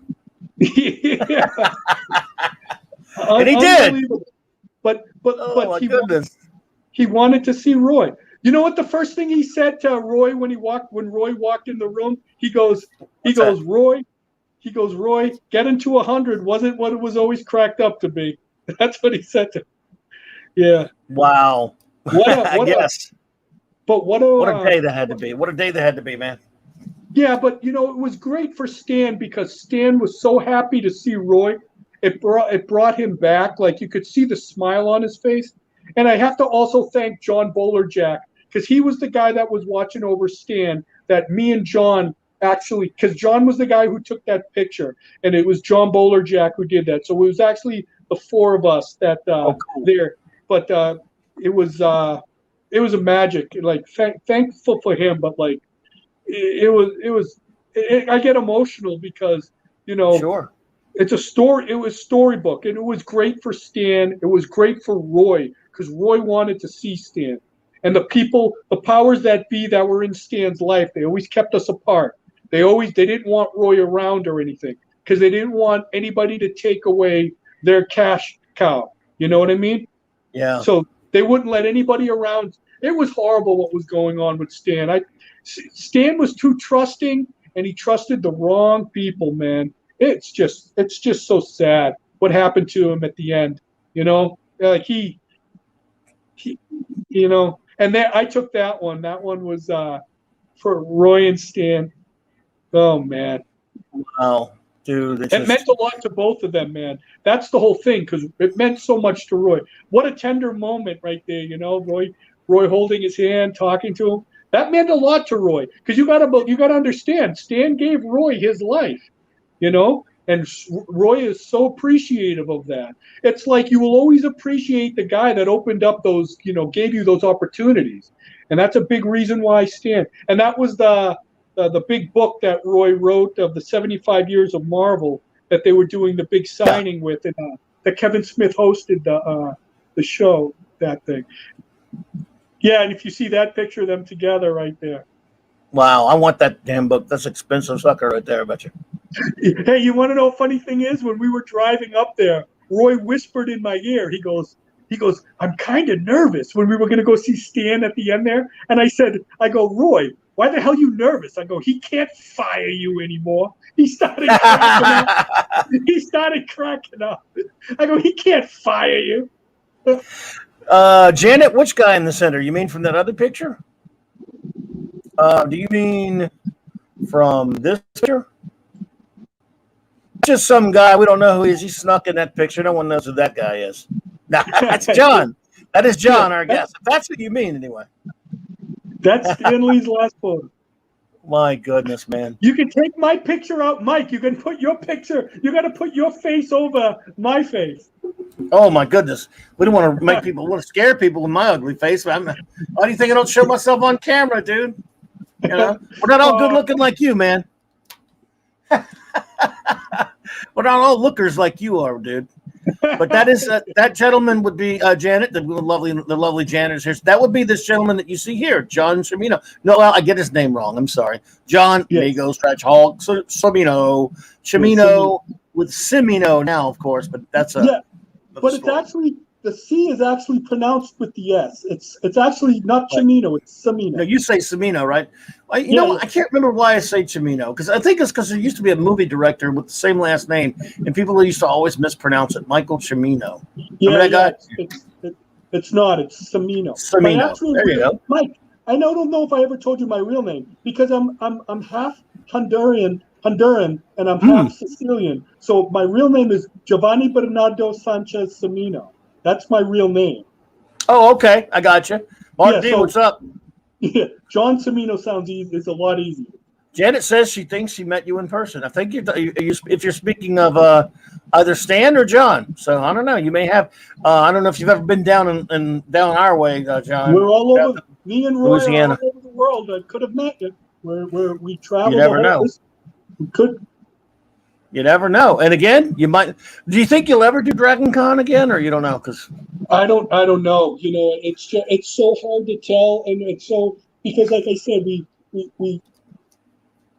I have to until everything starts going on a regular basis, like productively. Then I'll know, because sometimes we get offers, and then it's like, well, will they be? Because like even in New York, we got offered to Eternal Con, or I know New York Comic Con is trying to come back. Is it coming back? We don't know. Yes, it is.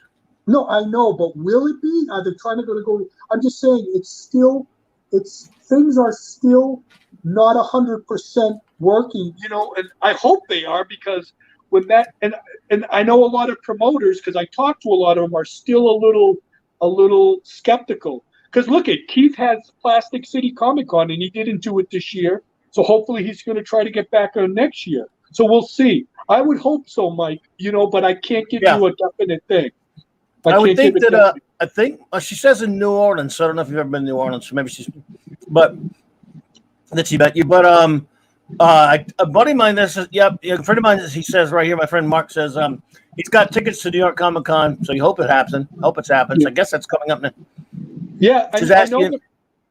Did you ever go to a Wizard World Con in New Orleans with Stan? No. Did I ever go? Yes. I met Stan when I first met Stan. Was like back in 2007. It was in 2007. It was at a Wizard World, and I met Stan. Like, I was a fan that I just happened to meet him, and he shook my hand. I happened to be, and we have it on film. Keith filmed it. And it's actually me sticking out my hand and Stan shaking my hand, and it was so when I first it was kind of funny, and Keith got it on film of that. But like when I actually met Stan for the first time, he shook my hand, and we were just walking right by each other, and lo and behold, would I known almost 10 years later I would be at his house. Yeah, but it wasn't Janet. We did, but I don't think that was in New Orleans that John's talking about. No, that was in New York. That was in New York. We had Wizard down here for a long time. They just sold out the Fan Expo because, frankly, Wizard's terrible. So good. I'm glad it changed it. So yeah. Yeah, didn't they get bought out? Didn't they get bought out? Yes. Yes, and their cons down here was just awful anyway. So yeah, and see, Dragon Con, to be honest with you, is not a big comics thing anyway. They'll get comic book people, don't get me wrong, but they're all about cosplay and all these big celebrities and stuff like that. It's a good time to go to once or twice, but you know. But see, the thing is though, when Roy has such a demand on him and he's such a big attraction that he, regardless if there's celebrities there, he brings all the comic people there, and they, you know, like I love that. And like sometimes when we were with Marv Wolfman, and you know, I know George Perez doesn't do it anymore, but Marv and Steve Englehart and Jerry Conway, like, you know, I love when they all get together and all that stuff. And I love being at the table and just like, you know, when they're talking about things and all that stuff. And I just like love listening and just like, oh my God, it's just magic, man. That's the stuff I always, you know, you always wanted to be a fly on the wall, and now I get to be that.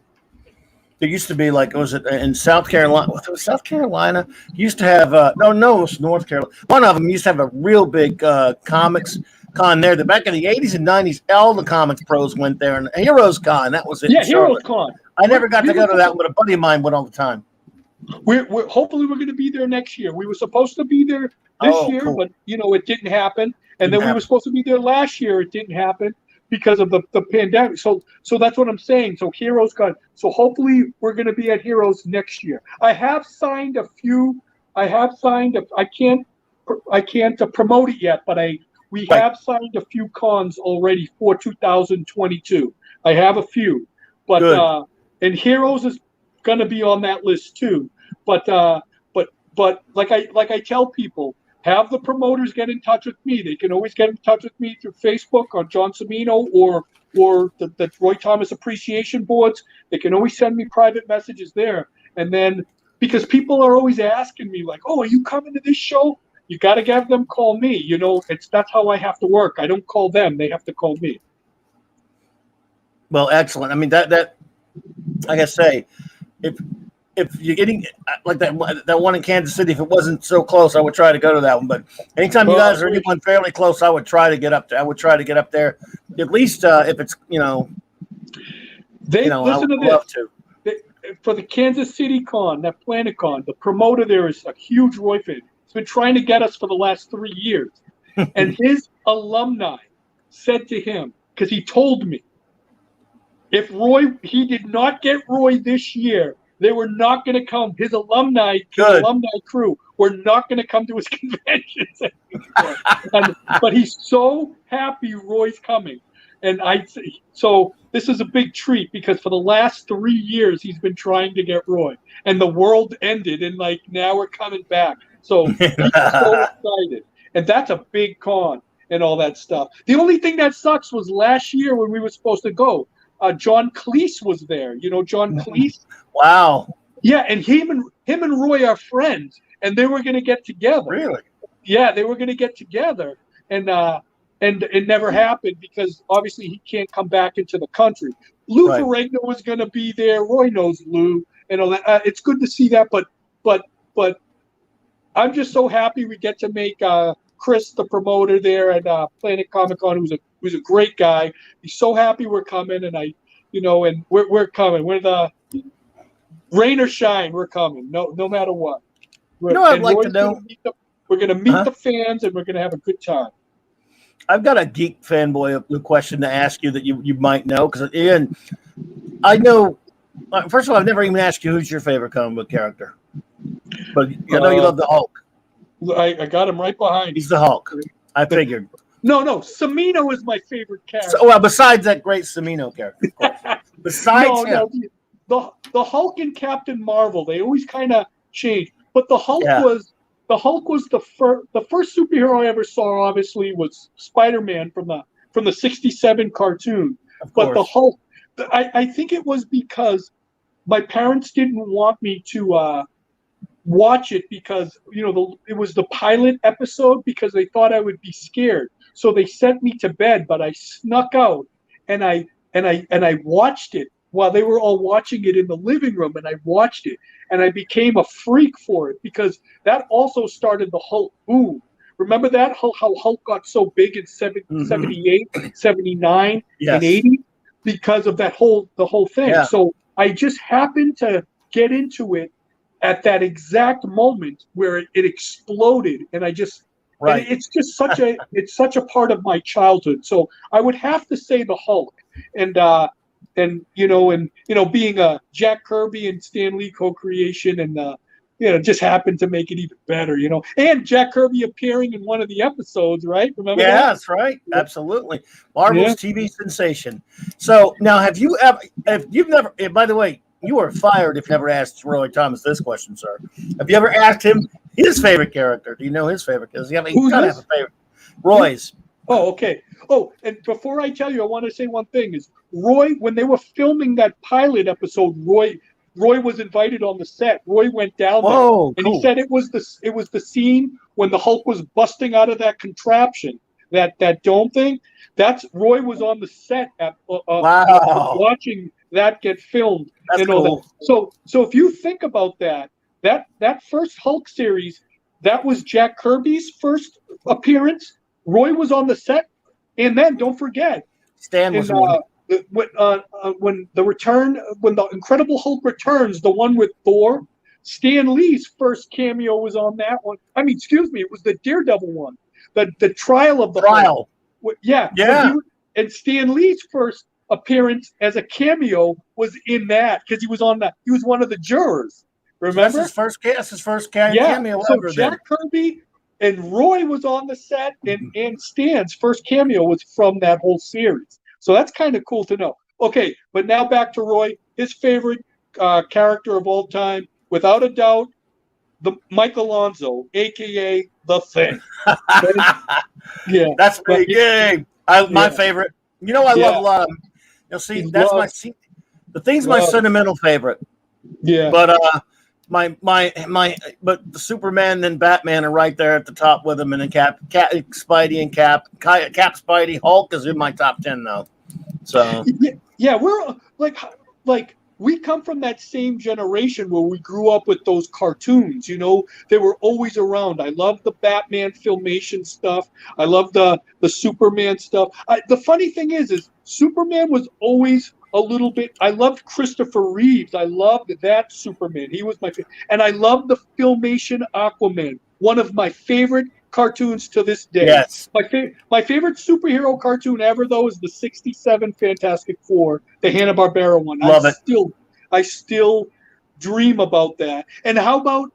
But I grew up with the friggin' Herbie the Robot. And you had the best guys on that.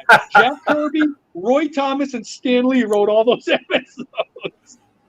Oh man, Herbie! Isn't that crazy? I know they worked on it. I know they wrote them all, but no, not but almost all of them. But yeah, it was okay. But the funny thing is I was so enthralled by the Hanna-Barbera, the Fantastic Four one, because I saw glimpses of the Human Torch, and I was so wanting to see those because I hated Herbie, and I wanted to see those. Me too. Yeah, and it was just like, oh my God, Johnny Storm is in this one, and and it was so hard for me to see it. And every time I watched Hanna-Barbera's World of Super Adventure, I always got Shazam. I don't want Shazam. I wanted the Fantastic Four, and I wanted to see that Galactus episode. I have those to this day. Mike, if you would ever come to my house, and I'd love for you to come, you would see my cartoon collection. Nice. When you open it up, it would be like we went to heaven. Everything we ever wanted. Cool McCool, Heckle and Jeff. I'm just talking about all the obscure, the Harlem Globetrotters, Scooby-Doo, all the superhero stuff we grew. And it ends, when my cartoon collection ends? It ends at that Avengers, Earth's Mightiest Heroes. I love that one? Love it. Once Disney started, then when they started that other fantastic Avengers symbol was terrible. I never got another cartoon. So just think about this. I even have the Gary Coleman show, Heathcliff, everything. But if you go to my cartoon collection, it ends at that. But I do have Young Justice, because Bryn loved that. Obviously, Young Justice became, and it had Artemis. That's Roy's character, in Young Justice. But you would love my collection. We could watch. We Oh, could yeah. have a cartoon marathon. It'd just be of everything. But God, I yeah. love that stuff. Love it. I love it, man. I love that. I wish they would put that 67 FF on DVD, out on DVD or Blu-ray, but they're It'll never going to do never it. happen. Yeah, it'll never happen because Warner Brothers owns that. Yeah, I have to settle for a bootleg of it, but No, Boomerang, you don't have bootleg. You don't. Yeah, I do have a bootleg of it. Yeah. Do you have the bumpers in it too? The bumpers? It's got the Boomerang crap. It was from off of Boomerang. You can tell the bootlegs came from that, I believe. No, but the bumpers are what they used to have in the 60s when they had the little advertisements like the Thing would talk to you and he would say, make sure you come back next week because you'll find out. Like, yeah, those were in the 60s. No. Yeah, I don't know if they have those. And I have Thing Ring Do Your Thing. You have those though, right? No, don't get me started on that. But last night, we were making fun of that one last night, dude. Last night, my buddy Mark D, who's in the chat with me, we were showing a bunch of old obscure cartoon crap because we go to this channel, only a few people there, so you could get away with showing all kind of cartoons and shit. And we were making fun of Fred and Barney Meet the Thing. We were showing that stupid shit. Oh God! That Thing Ring Do Your Thing. Oh no! Do you remember the episode when the Thing gets the episode when the Thing gets amnesia and he thinks he's a duck? He doesn't know. I couldn't watch it back then. I was so pissed off that they did that. Wait. Oh. Hey, listen. This is gonna make you laugh. Back in 2012, when I was training for a show, like my body and all that stuff, every morning when I did cardio, right, I would do cardio for 40 minutes. Every single morning, I watched the Thing Ring cartoon. So every single morning. And people would ask me, how did you get into that shape? And I said, the Thing solo cartoon, the Thing in the Shmoo, and the Thing in the Flintstones. Oh my God. That's how I got into that ripped shape, was through that, watching that every single morning. I love it. Yes, I love it. It's horrible, yes, but I love that stuff. Man. You know, my first exposure to the Fantastic Four was that 67 cartoon. That's how old I am, dude. I was about 3 years old when that came on, 3 or 4 years, and so I'm old. But you know what I do love, and you probably say that mid 90s FF cartoon that had a horrible first season. Then the second season was wonderful, was so beautiful. That's my happy place right there, buddy. And Batman Brave and the Bold can make me happy, no matter what mood I'm in. You absolutely. The first season was atrocious. The second season, they went.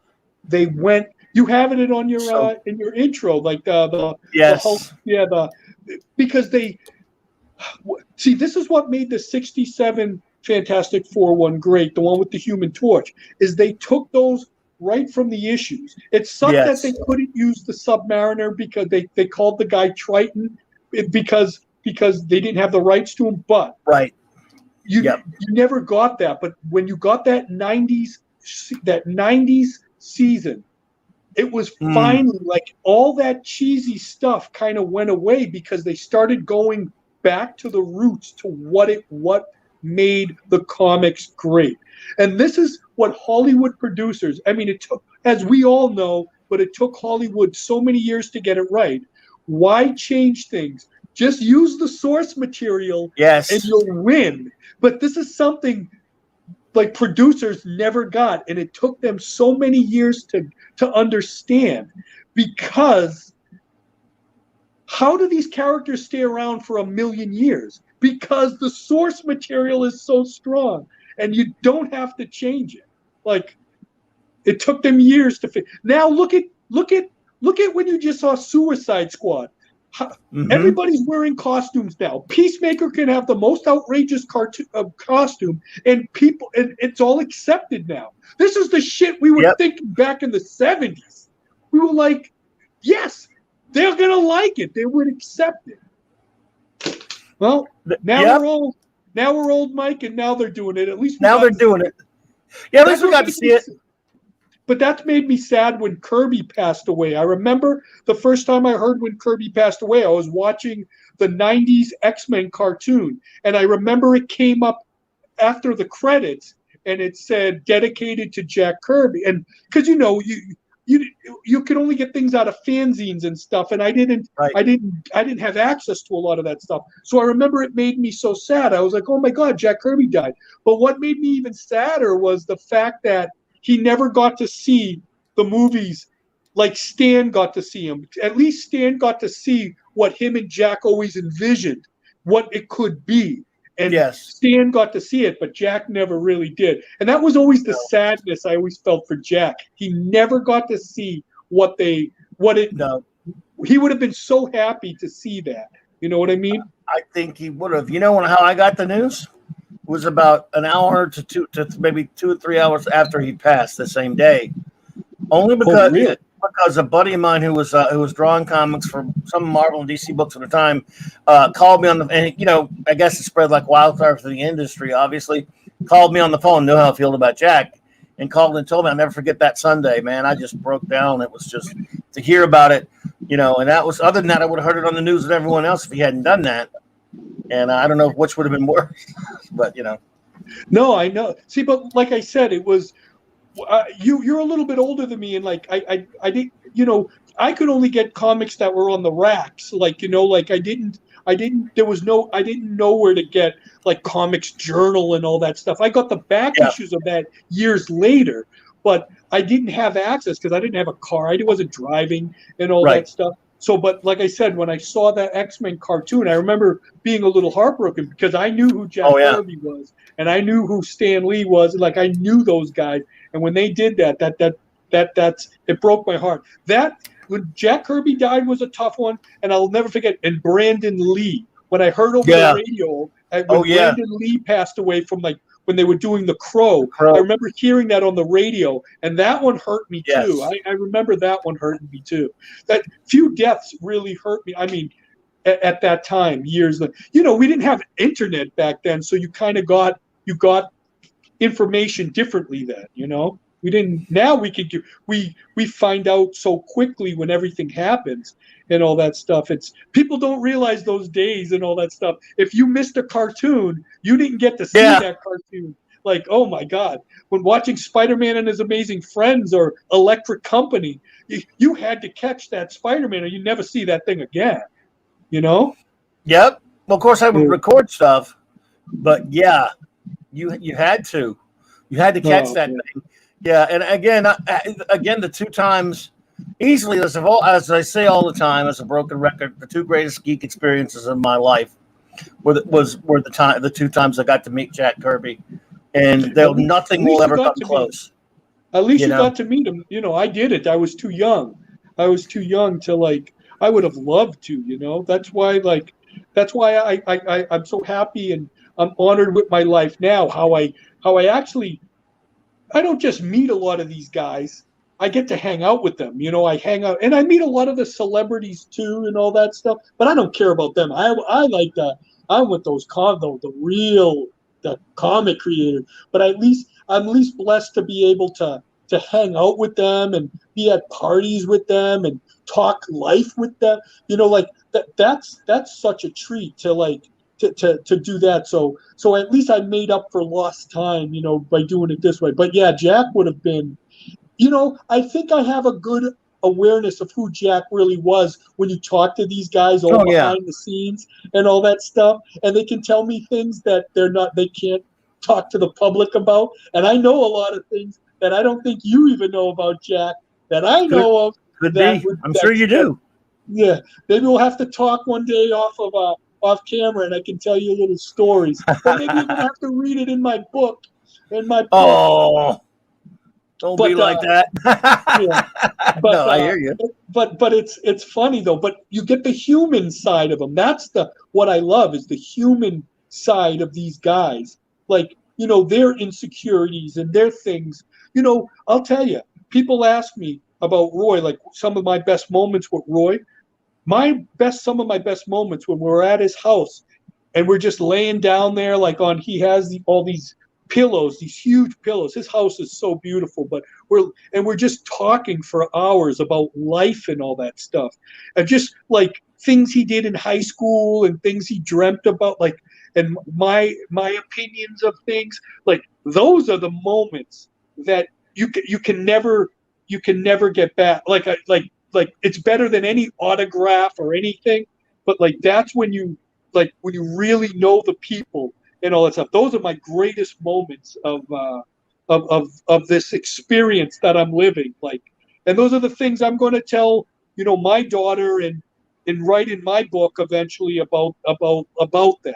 Because Roy's going to write his biography, autobiography, but he's got to leave out a lot of things. And I told him, when you're long gone, I'm going to put in those things you couldn't talk about. He goes, just make sure I'm dead. And I said, don't worry. He goes, because they'll bury us all. And I know a lot of things about a lot of people in the industry that a lot of people don't know and will never know until I spill the beans, maybe. Not now, though.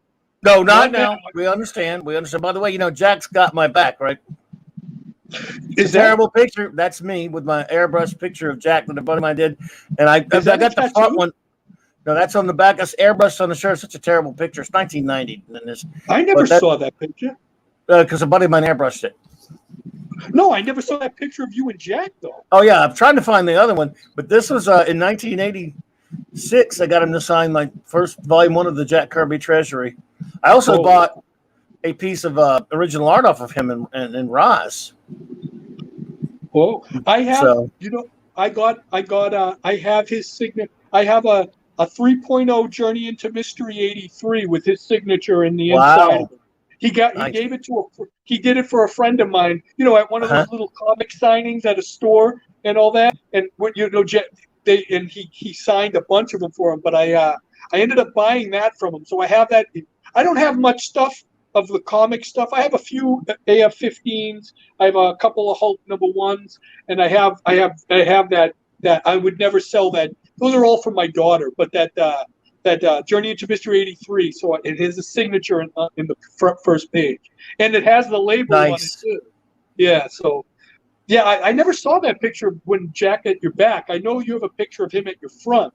And is that an old Polaroid picture too? Yeah, it's terrible. I got somebody to fix it up for me one time. The front one.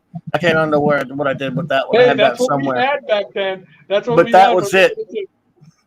It was it. But that was Atlanta Fantasy Fair, 1990, and I got to hang out with him they were at a table with Mike Thibodeau, the Kirbys, and they were just hanging out in the dealer's room. Yeah, it was. Now back then there was so easy access. I mean, could you imagine Kirby today would be like Stan Lee? It would have been mobbed, like it would be stupid. But back then, like the creators, was it more open for him? Like, I mean, like it's just you could just walk in and say hi to him and sit down with them like nothing, right? At this one, it was, and actually in '86, it was kind of like that too. They had a table, but we went, and I remember went and waited for them to. I got to go meet him and got his autograph at the table. But then on Sunday, I wanted to buy some original art from them, and we waited in the lobby. People going bugging him. It was Gil Kane and his wife and a bunch of other people at the table in the cafeteria. I mean, the restaurant of the hotel. But I wasn't about to go bother Jack Kirby at lunch, so we waited. I made everyone with me wait for him for like 2 hours, whatever it was. We waited out in the lobby, and then talked to him and sat out there in the lobby with him and hung out with him. That was '86. But in '90, it was different. I mean, we just got to in that dealer's table. And in fact, Roz told me, she said the only reason we're here is because Jack answered the phone, and I didn't. I was out getting groceries, and Jack can never say no to anybody. Yeah. Because his health was not the greatest at the time. I remember I walked up to her. Go ahead. Where was this? Was this in California? This was right? Atlanta Fantasy Fair. So Jack came from California to Atlanta? Because he answered the phone instead of Roz. Oh, yeah. Because, his health. Oh, man. She said that. Look, I walked up to her with a stack of Kirby books that I bought out of the quarter bin. And I was just going to, and we've been talking the whole time, been friendly, just walking by and walked up to her. And I said, look what I got. I wasn't fishing. I just said, hey, she starts to take them out of my hand and says, well, Jack's not signing anything at this thing, as you know, but I'll bring him up to the room and get him to sign him. I was like, oh, I couldn't let you do that. Thanks. I really appreciate it. I just wanted to show you what I have. No, I got his autograph. No, but I thank you so much. They were sweet. She was a really sweet lady. Yeah. Wow. At least you got to meet him, though. You know, my gosh. Another one that hurt me too. I would always have loved to meet Charles Schultz. I would have, because I love Peanuts. I love Peanuts. Always did. Oh yeah, me too. Yeah, and it's just like I would have loved to have met him because he died in 2000. I know he died a little after Kirby and all that stuff. That was another one that hurt me too when Charles Schultz died. Like, oh God, yeah. Yeah, that was a major blow to me because, like I said, but these heroes, they live for us. Like, you know, they live their legacy. That's what we all want. We all want to pass on, and our legacy lives on, and their legacy never dies because even when we're long gone, there's still going to be Spider-Man. There's still going to be Captain America. There's still going to be Wolverine. Like, it's just these guys are. It's gonna until this world explodes. These characters will never go away. Superman, Batman, never. They might go in lulls, but they'll never go away. Yeah. And it doesn't surprise me that Marvel is what it is because I know, like, I always was a Marvel guy. I did like the DC guys, but I was always a pro Marvel guy. I never really collected many of the DC comics or anything. Little bit here and there when I got older, a little bit, not much, but I always knew Marvel was like how think about this, Mike, the biggest movie franchise in the history of the world. Like, I mean, like this is, like I said, once again, these are things we knew back in the 70s would happen. Yeah, they gave these heroes a chance. It would be bigger than anything. And look, we were always right, you know. Yeah. Absolutely, dude. And that's another thing when it comes to great creators, because we're talking about so many of these great ones, like obviously Mr. Thomas and Mr. Kirby and Lee and all these guys. Are there any? Because there've been a few for me, as far as like the one who got away, the one you'd love to have met, but you're whatever because of your age or whatever. Like you said, you mentioned Schultz. Is there one you'd love besides someone like Schultz? One or a couple that you'd love to meet you never got to meet? Because there are a few I have that I've just. Well, I would have obviously Kirby. I mean, I know because like, but I was kind of too young. But you know who I would have loved to shake the hands of, Siegel and Oh yeah, Schuster. Schuster and Siegel, right? Am I saying that right? Yes. And you know who else though? I would also love to have shaken the hand of Christopher Reeve. Like, yes, I mean, like, he really was the epitome of what like, if I, even as a kid, if I could have made a person in real life, it would have been Christopher Reeves as Superman. Like, even if I never saw who Christopher Reeves was, because even as a young kid, because I was really young at that time, I had no doubt that was Superman. Like, you know, it was just such a power. Adam West didn't grab me like that. Superman did, though, and he had the mannerisms and all that. But I would have loved to have met Christopher Reeve. I wish I could have. And like I said, I was out there in California at that time, and I probably could have gotten to him, but. And that was one that got away because I would have loved to have just shook.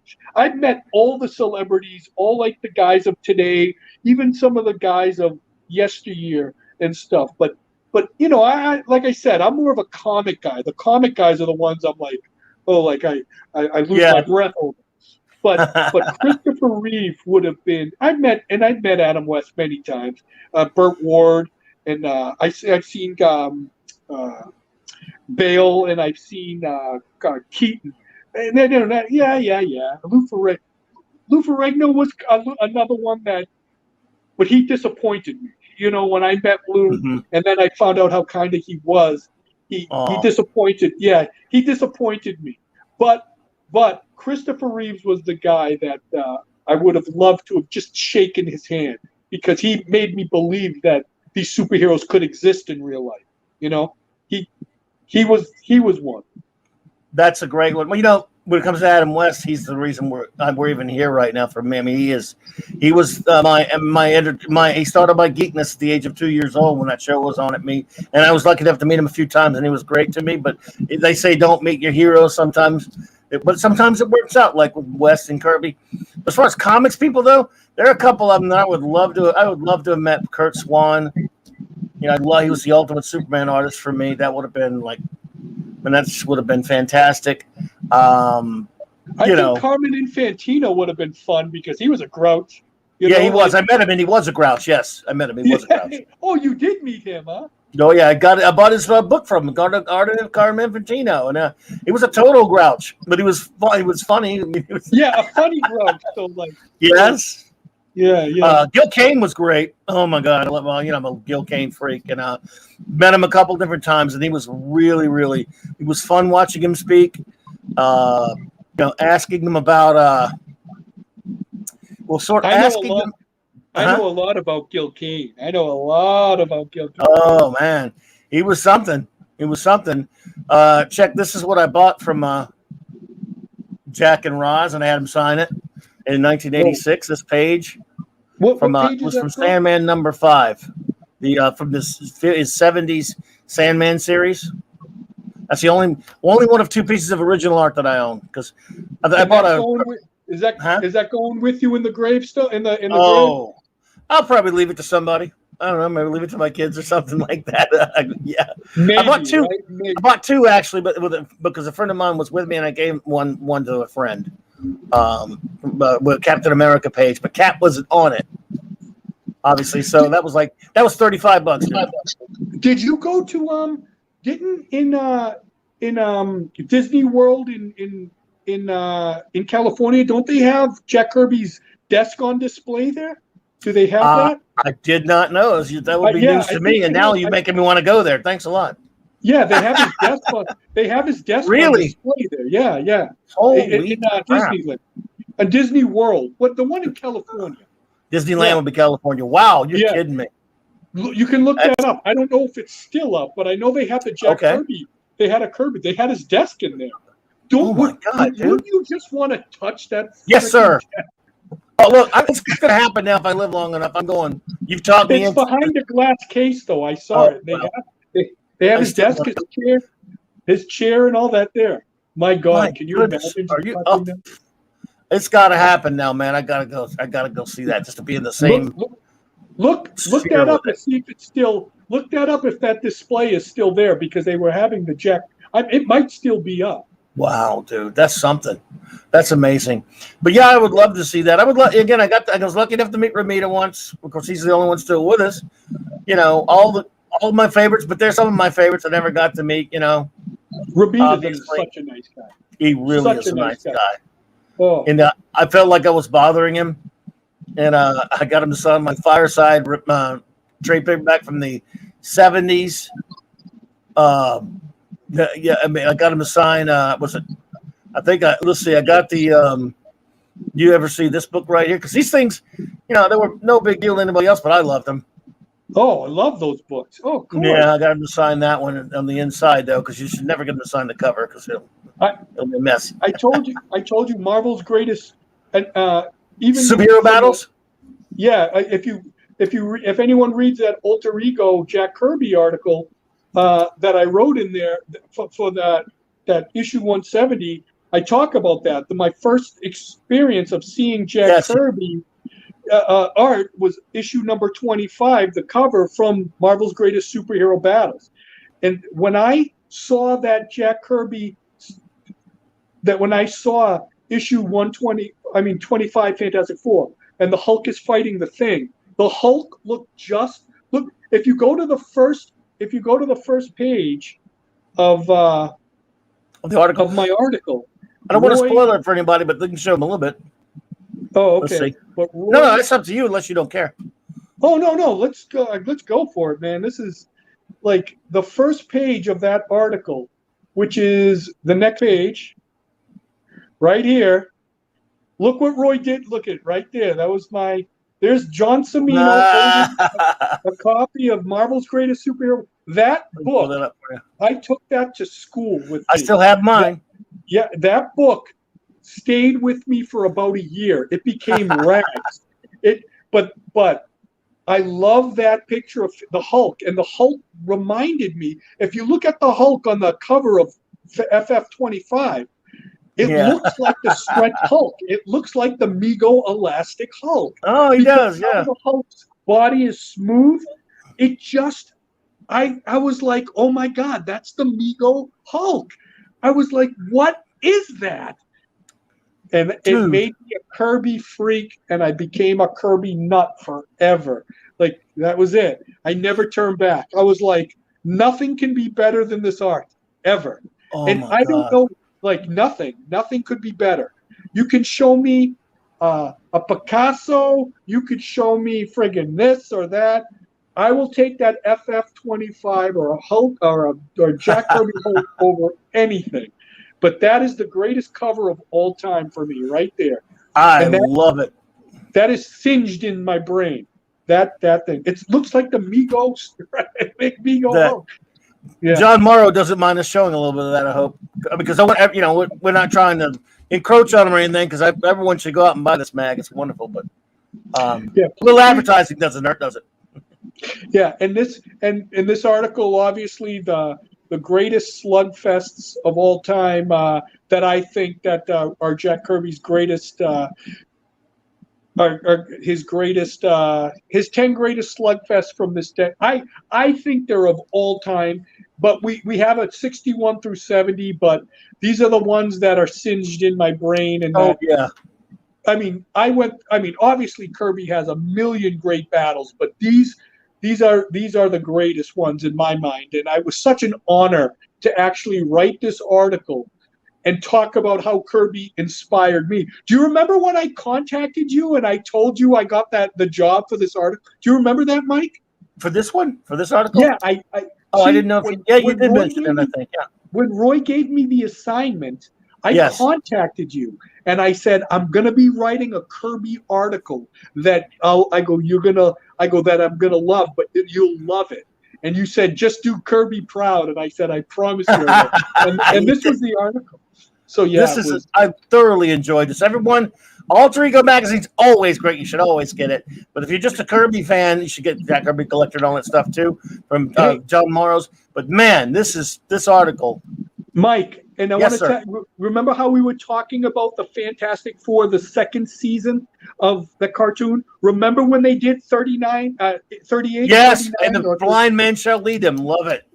That was incredible. I could not believe they put that in the cartoon. Like when I saw that back in the 90s. I love it, dude. Oh my God. And obviously it was one of the greatest battles. How awesome. When the Thing comes back, for better or for worse, the Thing must live again. Oh my God. How awesome. And then he beats the crap out of him. I love it. That was so beautiful. It was so good. And you know what? If I would have put you in my will and written you out of it on purpose, if you hadn't put some of these, if you hadn't put the Iron Man subby thing in there, and that FF55 with the Thing and Surfer. Good God, those are beautiful. Oh, and don't forget that Iron Man versus Iron Man versus Submariner. Roy does the dialogue on that issue. And, wow. Yeah, Roy Colan, yeah, Gene Colan. But that was the issue that was in Marvel's Greatest Superhero Battles. Yes, it is. And it has, for those who don't know, the first two parts were by Gene Colan. Yeah. And the first two pages of that issue. Right. And then they got sick and Jack Kirby created it. And don't get me wrong, I love me some Colan. Man, having Kirby finish that, good guy. He came in. That's one of my, and it is just like you, buddy. That book is where I first saw it, and I still have those Fireside books. I wore that sucker out as a kid, dude. I read those like that Marvel's Greatest Superhero. And plus, Silver Surfer #4 was in that book too. Remember? That's right. Yeah, Thor Hulk by John Buscema. Yeah. I mean Thor Surfer. Sorry. Thor Surfer. Obviously, this is a Kirby one, but yeah, that book, once again, that's lost to the ages. I brought that to school. I remember I was in grammar school, and I brought that book to school. So it's great to have that. And if you look at that little picture of me too, you'll see my Incredible Hulk, and if you see my superhero curtains in the back there. Yeah. I had and my brother was in there, and we edited my brother out. And if you look what's on the wall, but Mike, I see it. Yeah. I see Hulk. Now, if you look what's on the wall, right it's actually the Mego Pocket Heroes package of I see it. Is that what that is? Shit. On your wall. Yeah, I stuck that on the wall. Yeah. Look at Little John there, man. That's 1984. I'm old, dude. 1984, I was on the comic shop. Yeah, that changed my life. That book changed my life and made me once again, Kirby, it was the greatest art I have ever, even to this day. Like I said, there's no art and anything, even the Renaissance. Fuck them. Fuck the Renaissance. Give me Jack Kirby. Give me Jack Kirby. You know what's funny about that subby Iron Man fight? Like we were talking, it's one thing for a guy to do something so great that he started, that he comes in and bats cleanup for a guy. You know, he comes in and finishes up the game and throws 4 touchdowns, even though he's already got the game won. That fight is fantastic, dude. Oh my God. It was, and just think about Roy looking at those original pages when they just came in fresh. Yes. And then him doing the dialogue with all that stuff. I think Kirby only had they were really, I think he banged those out in a few days. Because he was fast. He was fast. Like Stan needed those pages like stat, and he draws one of the greatest. Oh my God! It was astonishing how fast he was, huh? Oh, and just so much power. And even Stan said it. Remember, he said no matter what Kirby did and no matter at what timing, it was never lackluster and it never looked rushed. It was always primo work. You know, it was always the pinnacle of what it could be. I don't care if anybody says that, they can say what they want about Kirby, but if anybody looks at any of these issues that are in this top 10 I have here, and if you can't appreciate how impactful this art really is, you're nuts. I don't know what to say, because it's everything comics. It's like electric. You look at every page and it's like energy. With him and Stan Lee's dialogue, they were able to manifest electricity on paper. I don't know how they did it, but Stan's words with Jack Kirby's art it's Lennon and McCarthy. It's so perfect. It's like Beethoven. It's just so. It's so unbelievable. Look at that picture, man. Jack could look at that. That's one panel. Jack can do more in one panel than some guys could do in 5 pages. That's moving. That's action. That's action. That's not a static panel. It's moving. No, and that's what.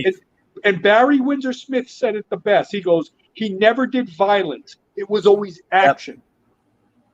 Barry Windsor Smith also said Jack Kirby could not draw an uninteresting page. Look at that. Look at that picture. That's unbelievable. I mean, I was doing this. I have these loaded up because I was doing this last week, talking about just his brilliant storytelling abilities and some of his great covers.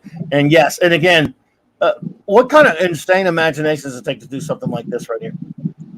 I think, the greatest run of comics of all time: the Fantastic Four, the Spider-Man run, and I think the Thor run, all from the beginning, those were the greatest runs. It's all Kirby's runs. And do you know this? I know people always knock on Vince Colletta, but I don't know if you know this, but every time Vince Colletta inked Kirby, sales went up. Do you know that? Mm-mm. Roy told me that. every time he inked, I know people complain about Coletta, Yeah. but every time he inked, this is behind the scenes stuff. Every time he inked Kirby, sales went up. I don't know Wow. what to say. Yeah. Well, you know, I used to say that. Look, I have been known to bash Coletta, but I even used to say that even Kirby couldn't ruin. I mean, excuse me, Coletta couldn't ruin Kirby. That's what I used to say. I hate to say it, but I love Coletta over Kirby on Thor. I love the way he looked. It was good. Oh, but once again, obviously it wasn't cynic, but look at that stuff. That's a moving page. One page, dude. It's Star moving. Wars. Yeah. That's Star Wars, though. That trilogy right there is Star Wars. Like, that was the Star Wars of comics. Forget about Star Wars on TV. Look at this. That's all you need. You can go on a boat and fly. You don't need anything else. Just give me that. Just look at those comics, man. Look at that. Nothing like a Kirby machine. Hey, he just makes that shit up on the spot. He just did that. It's unbelievable, and give him a whole page full of panels. He'll tell you a whole damn story. I mean, it was phenomenal. Mike, do me a favor. Go look at my article. Go to the article and look. Okay. And I want to show you something. Now scroll up. Now scroll to the next one.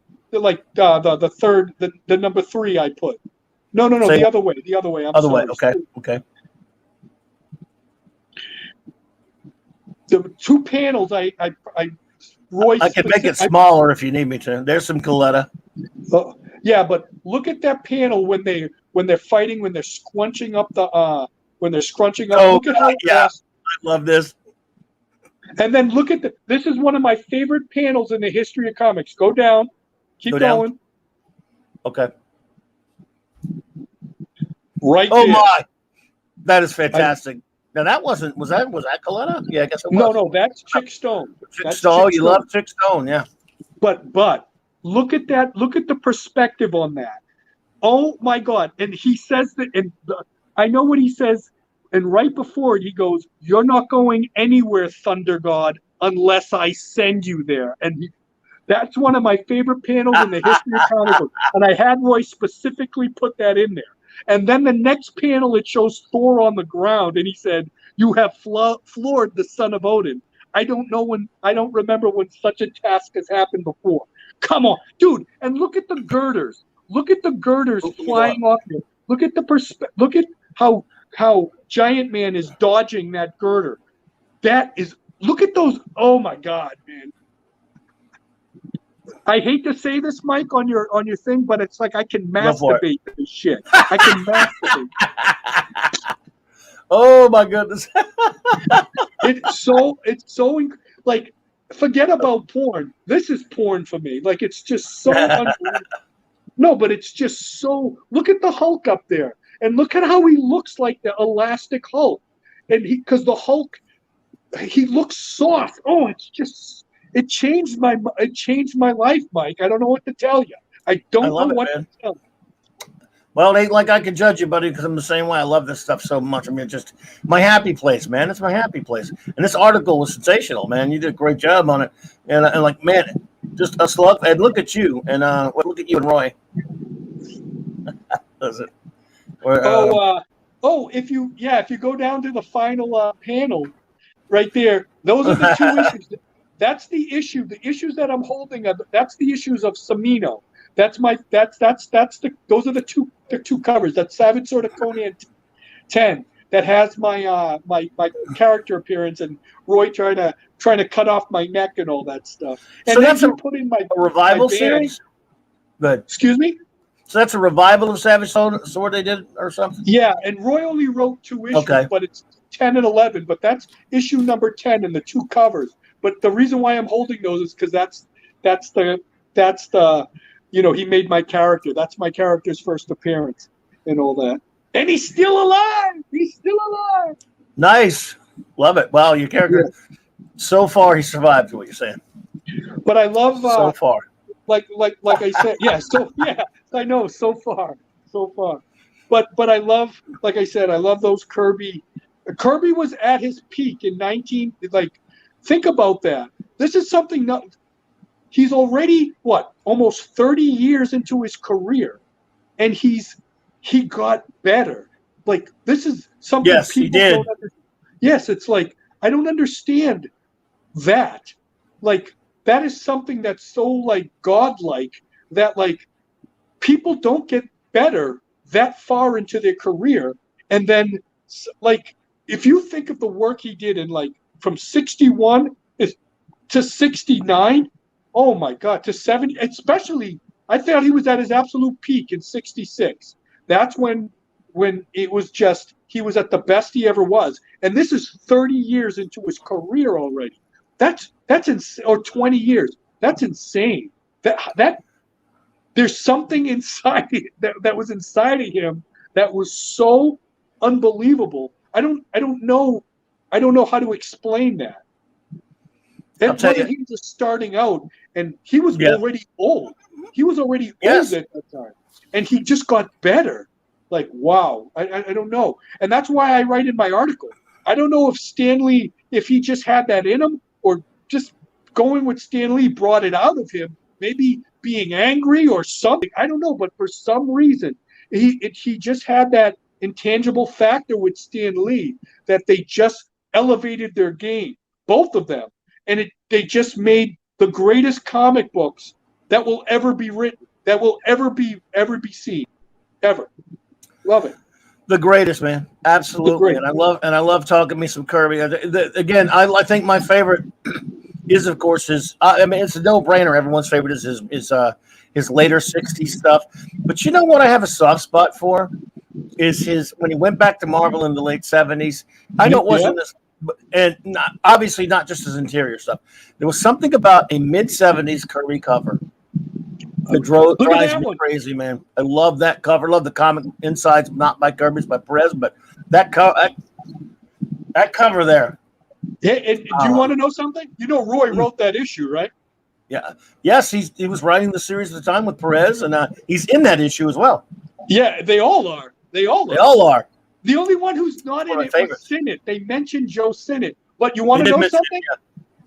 What year did that comic? This was 70. I want to say 76, 7, something like that. I bought it right off the rack, so I should remember 77-ish, somewhere up in there, 77 maybe. That was comic of, I don't know if you know that, but that was comic of the year. That was the comic of the year of that year. Now, whatever that year was, that was from the fan awards. That was the best comic of the year. 76, Phantom Outsider says. Okay, I thought it was 77 because I see that cover prices at that giveaway because I remember going 30, but you know, this was right after. And again, my favorite run on the series, except for Kirby, was by Roy and George Perez and Joe Sinnott. And this was Ben had just got turned back into the Thing, the previous issue by Galactus because he pissed Galactus off, and it opens up with him the exoskeleton suit falling away, and he's the Thing again. And it has that fun, crazy issue with Impossible Man going to Marvel Comics. It's one of the greatest comics ever, in my opinion. And the next issue starts one of my favorite Frightful Four stories. Roy, I love you for this one, dude. God, this was wonderful. You want to know?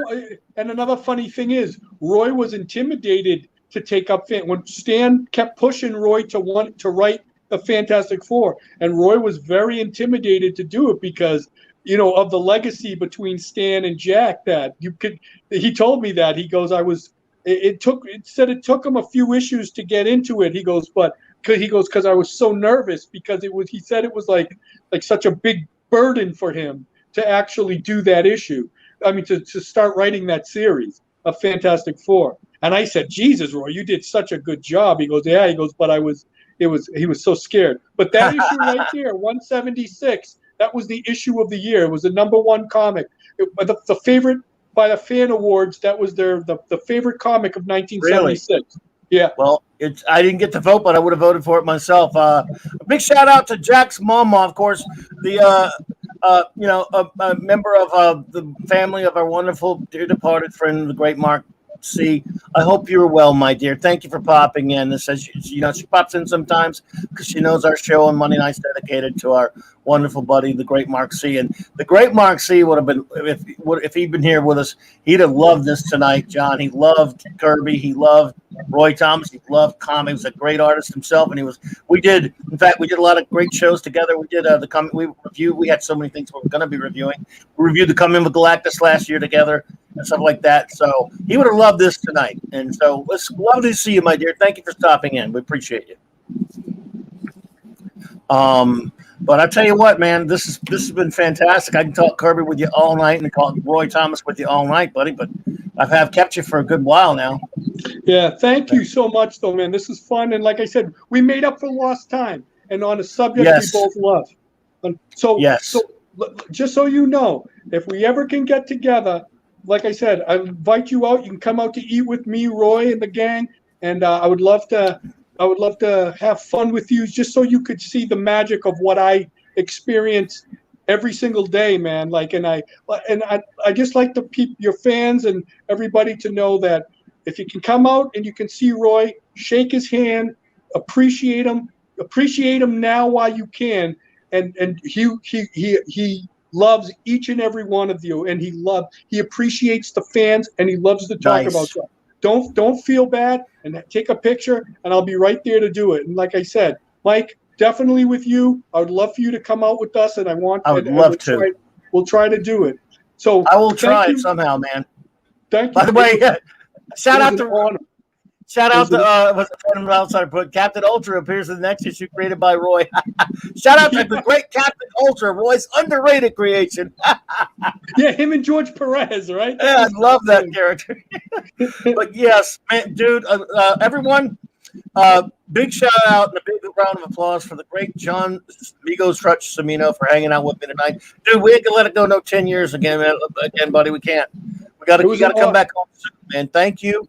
Thank you all for being here with us tonight, everyone who was here listening, and whether you were lurking or in the chat, my good friends in the chat, you're all fantastic. By the way, Mark D with a C in the chat found that thing you were talking about, that Kirby thing at Disneyland. He put a link in there in the chat and everything. So yeah, he found it. That's going on now. So everyone, please go out and let's see here. Let's get some plugs in there. It is what's that con again you guys are going to this weekend? Oh, the one we're going to be at Planet Comic Con at Kansas City. Okay, and that is, of course, this coming weekend, right? Yeah, that's this weekend in Kansas City, Planet Comic Con, and then we're going to be at in Rhode Island on September 18th. It's going to be the Near Mint Expo, which is a one-day show, fly in, fly out, but it's going to be another great thing. So that's where we're going to be, and we also have a signing in Florida, but that's a private thing.